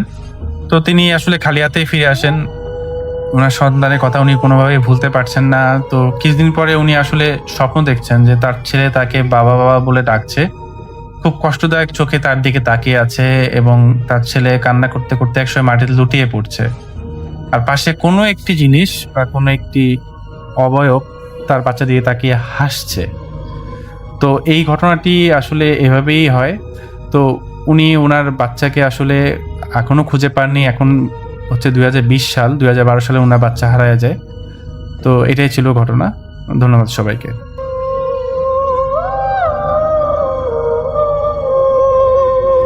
আসসালামু আলাইকুম রাসেল ভাই, আপনাকে অসংখ্য ধন্যবাদ আমাকে সুযোগ করে দেওয়ার জন্য। আজকে আমি যে ঘটনাটি বলবো এটি আজ থেকে প্রায় 10 বছর আগের একটি ঘটনা। আজও রাত 2টার পর ট্রেনের হুইসেল শুনলে আমার শরীর যেন কেঁপে ওঠে। ঘটনাটা 2008 সালের নভেম্বর মাসে। আমি তখন রাজশাহীতে একটি প্রাইভেট কোম্পানিতে চাকরি করতাম। অফিসের কাজে নাটোর যেতে হয়েছিল। কাজ শেষ হতে হতে রাত 10টা বেজে যায়। শেষ লোকাল ট্রেনটা ধরেই ফিরছিলাম। পুরো বগিতে মাত্র 4 জন যাত্রী, একজন বৃদ্ধ, একজন ঘুমন্ত লোক, আমি আর জানালার পাশে সাদা শাড়ি পরা এক মহিলা। ট্রেন চলছিল, কিন্তু অদ্ভুত ব্যাপার হলো মহিলার চুল বাতাসে একটু কেন জানি না নড়ছিল না। আমি ভেবেছিলাম হয়তো জানালা বন্ধ, তাই হয়তো বা, কিন্তু আমার পাশের জানালা পুরো খোলাই ছিল, আর ঠান্ডা বাতাসে আমি কাঁপছিলাম। হঠাৎ বৃদ্ধ লোকটা আমার দিকে তাকিয়ে খুব নিচু গলায় বলল, ওর দিকে তাকাবেন না, ও বুঝে ফেলবে। আমি অবাক হয়ে জিজ্ঞেস করলাম, আপনি কাকে বলছেন? বৃদ্ধ আমার প্রশ্নের উত্তর দিল না, শুধু কাপা হাতে তাসবিহ পড়তে লাগলো। ঠিক তখনই ট্রেনটা একটি ছোট্ট স্টেশনে এসে থামল। প্ল্যাটফর্মে কেউ নেই, একবারে নিস্তব্ধতা। হঠাৎ সাদা শাড়ির মহিলা ধীরে ধীরে উঠে দাঁড়ালো। তারপর সে দরজার দিকে না গিয়ে সোজা ট্রেনের বন্ধ জানালার ভিতর দিয়েই বাহিরে নেমে গেল। আমি নিজের চোখকে যেন বিশ্বাস করতে পারছিলাম না। বুকের ভিতর যেন সব কিছু হঠাৎ থেমে গেল। আমি কোনোভাবেও নিজের চোখকে বিশ্বাস করতে পারছিলাম না। কিন্তু সবচেয়ে ভয়ঙ্কর ঘটনাটি তখনও বাকি ছিল, কারণ বৃদ্ধ লোকটা ফিসফিস করে বলল, এখন আবার উঠবে, কিন্তু এবার মানুষ সেজে নয়। বৃদ্ধের কথা শেষ হতেই ট্রেনটা আবারও চলতে শুরু করল। আমি বারবার জানালার বাইরে তাকাচ্ছিলাম। প্ল্যাটফর্মটা কয়েক সেকেন্ডের মধ্যেই অন্ধকারে মিলিয়ে গেল। নিজের মনকে বোঝানোর চেষ্টা করলাম, হয়তো আলো আঁধারির জন্য ভুলে অন্য কিছু দেখে ফেলেছি। কিন্তু বৃদ্ধের মুখের আতঙ্কটা অভিনয়ে আমার কোনোভাবে মনে হচ্ছিল না। আমি সাহস করে জিজ্ঞেস করলাম, চাচা উনি কে? বৃদ্ধ কিছুক্ষণ চুপ করে বললেন, এই লাইনে প্রতি বছর একজন করে নিখোঁজ হয়। সবাই বলে শেষ ট্রেনে এক সাদা শাড়ির মহিলা ওঠে, যার সঙ্গে সে কথা বলে সে আর আগের মতো ঠিক মানুষ হয়ে থাকতে পারে না। কথাটি শুনে আমার গলা হঠাৎ শুকিয়ে গেল। ঠিক তখনই ট্রেনের সব লাইট কেন জানি না একসঙ্গে নিভে গেল। চারদিকে ঘুটঘুটে অন্ধকার, শুধু চাকাগুলোর শব্দ। হঠাৎ আমার কানের একদম কাছে কেউ খুব আস্তে আস্তে করে বলল, আমার সিটে কেন বসেছ? আমি যেন ঠিক তখনই চমকে উঠে দাঁড়ালাম। অন্ধকারে কারো মুখ দেখা যাচ্ছিল না। কয়েক সেকেন্ড পর লাইট জ্বলে উঠতেই দেখি সাদা শাড়ির সেই মহিলা আবার নিজের আগের জায়গায় বসে আছে, কিন্তু এবার তার মুখটা স্পষ্ট দেখা যাচ্ছে। তার চোখ দুটো সম্পূর্ণ কালো, কোনো সাদা অংশ নেই, আর ঠোঁটে এক অস্বাভাবিক হাসি। আমি ভয়ে বৃদ্ধের দিকে তাকালাম, কিন্তু যেখানে বৃদ্ধ বসেছিলেন সেই সিটটিও ফাঁকা, শুধু তার তাসবিটা মেঝেতে পড়ে আছে। আমি দৌড়ে পুরো বগি খুঁজলাম তাকে, কেউ নেই, ঘুমন্ত লোকটাও যেন নেই। এখন পুরো বগিতে শুধু আমি আর সেই মহিলা। ঠিক তখনই ট্রেনের মাইকে ভাঙ্গা ভাঙ্গা কণ্ঠে একটি ঘোষণা শোনা গেল, পরবর্তী স্টেশন শ্মশানঘাট। আমি স্তব্ধ হয়ে গেলাম।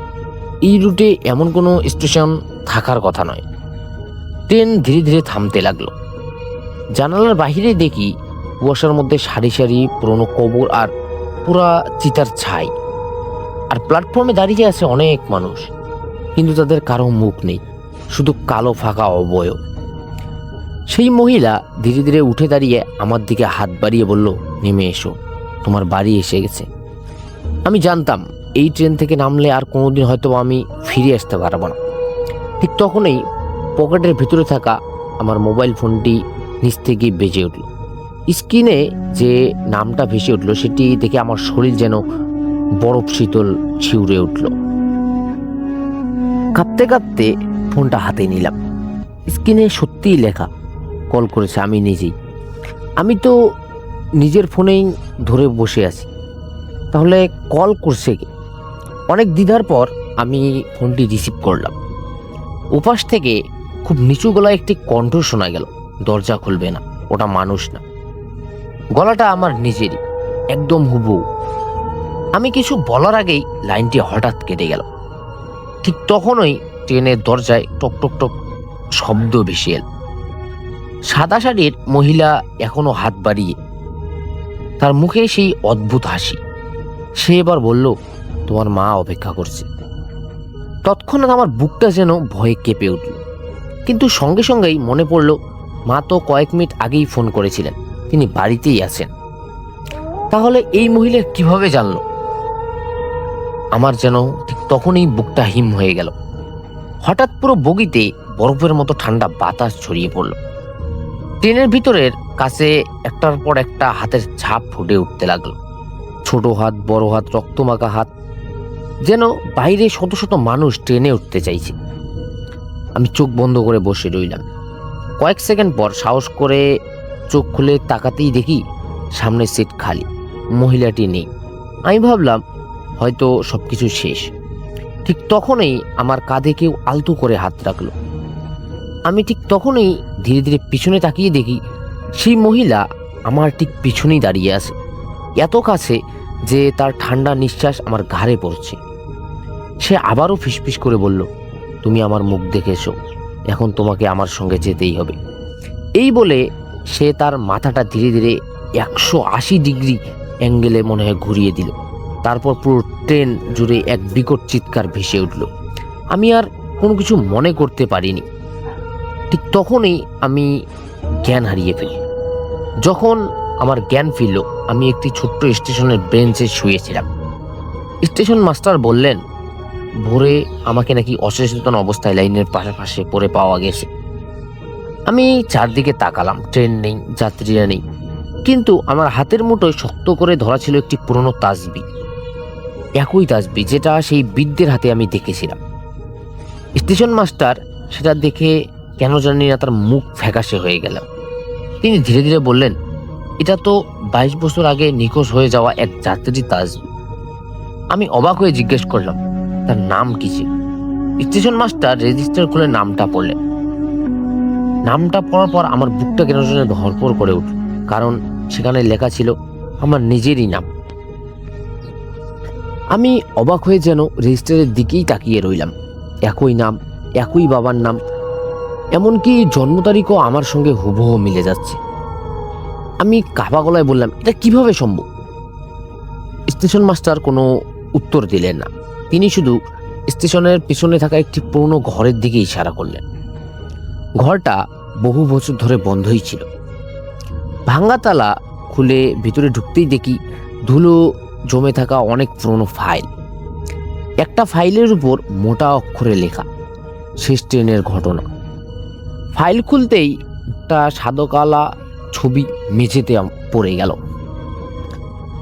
ছবিতে দেখা যাচ্ছে সেই ট্রেনের সামনে কয়েকজন রেলকর্মী দাঁড়িয়ে, তাদের মাঝখানে একজন যুবক। আমি ছবিটা তুলে ভালো করে দেখলাম, মনে হলো যেন আয়নায় নিজের মুখ দেখছি। আর পিছনে লেখা দুর্ঘটনার আগের দিন তোলা ছবি, সব যাত্রী নিখোঁজ। ঠিক তখনই ঘরের দরজাটা প্রচণ্ড শব্দে বন্ধ হয়ে গেল। চারদিকে কালো গুটগুটে অন্ধকার। অন্ধকারের মধ্যে একটি পরিচিত কণ্ঠস্বর ভেসে এলো, তুমি ফিরে এসেছো। আমি টর্চ জ্বালাতেই দেখি ঘরের এক কোণে সাদা শাড়ি সেই মহিলা দাঁড়িয়ে, কিন্তু এবার তার চোখে আর ভয় নয়। সে শান্ত গলায় বলল, আমি তোমাকে মারতে আসিনি, আমি তোমাকে মনে করিয়ে দিতে এসেছি। আমি বললাম, কি মনে করিয়ে দিতে এসো? সে ধীরে ধীরে হাত তুলে দেয়ালে ঝোলানো একটি পুরনো আয়নার দিকে ইশারা করল। আমি আয়নায় তাকালাম, আর আমার বুকের ভিতরটা যেন তখনই হিম হয়ে গেল। আয়নায় আমি একা নই, আমার পেছনে দাঁড়িয়ে আছে আরো 12 জন মানুষ, সবাই ফ্যাকাশে, সবাই নিস্তব্ধ। আর তাদের মাঝখানে দাঁড়িয়ে আছি আমি নিজেই, কিন্তু বয়সে অন্তত 20 বছর বড়। সে শুধু একটা কথা বলল, যেদিন তুমি ওই ট্রেনে উঠেছিলে সেদিন তুমি কখনোই বাড়ি ফিরতে পারোনি। ঘরের বাতাস হঠাৎ বরফের মতো কেন জানি না ঠান্ডা হয়ে গেল।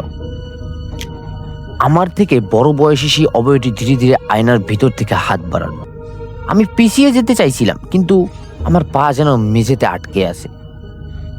সে শান্ত গলায় বলল, ভয় পেও না, আমি তুমি শুধু অন্য এক সময়ের। আমার গলা শুকিয়ে যেন কাঠ হয়ে গেল। তাহলে আমি কে?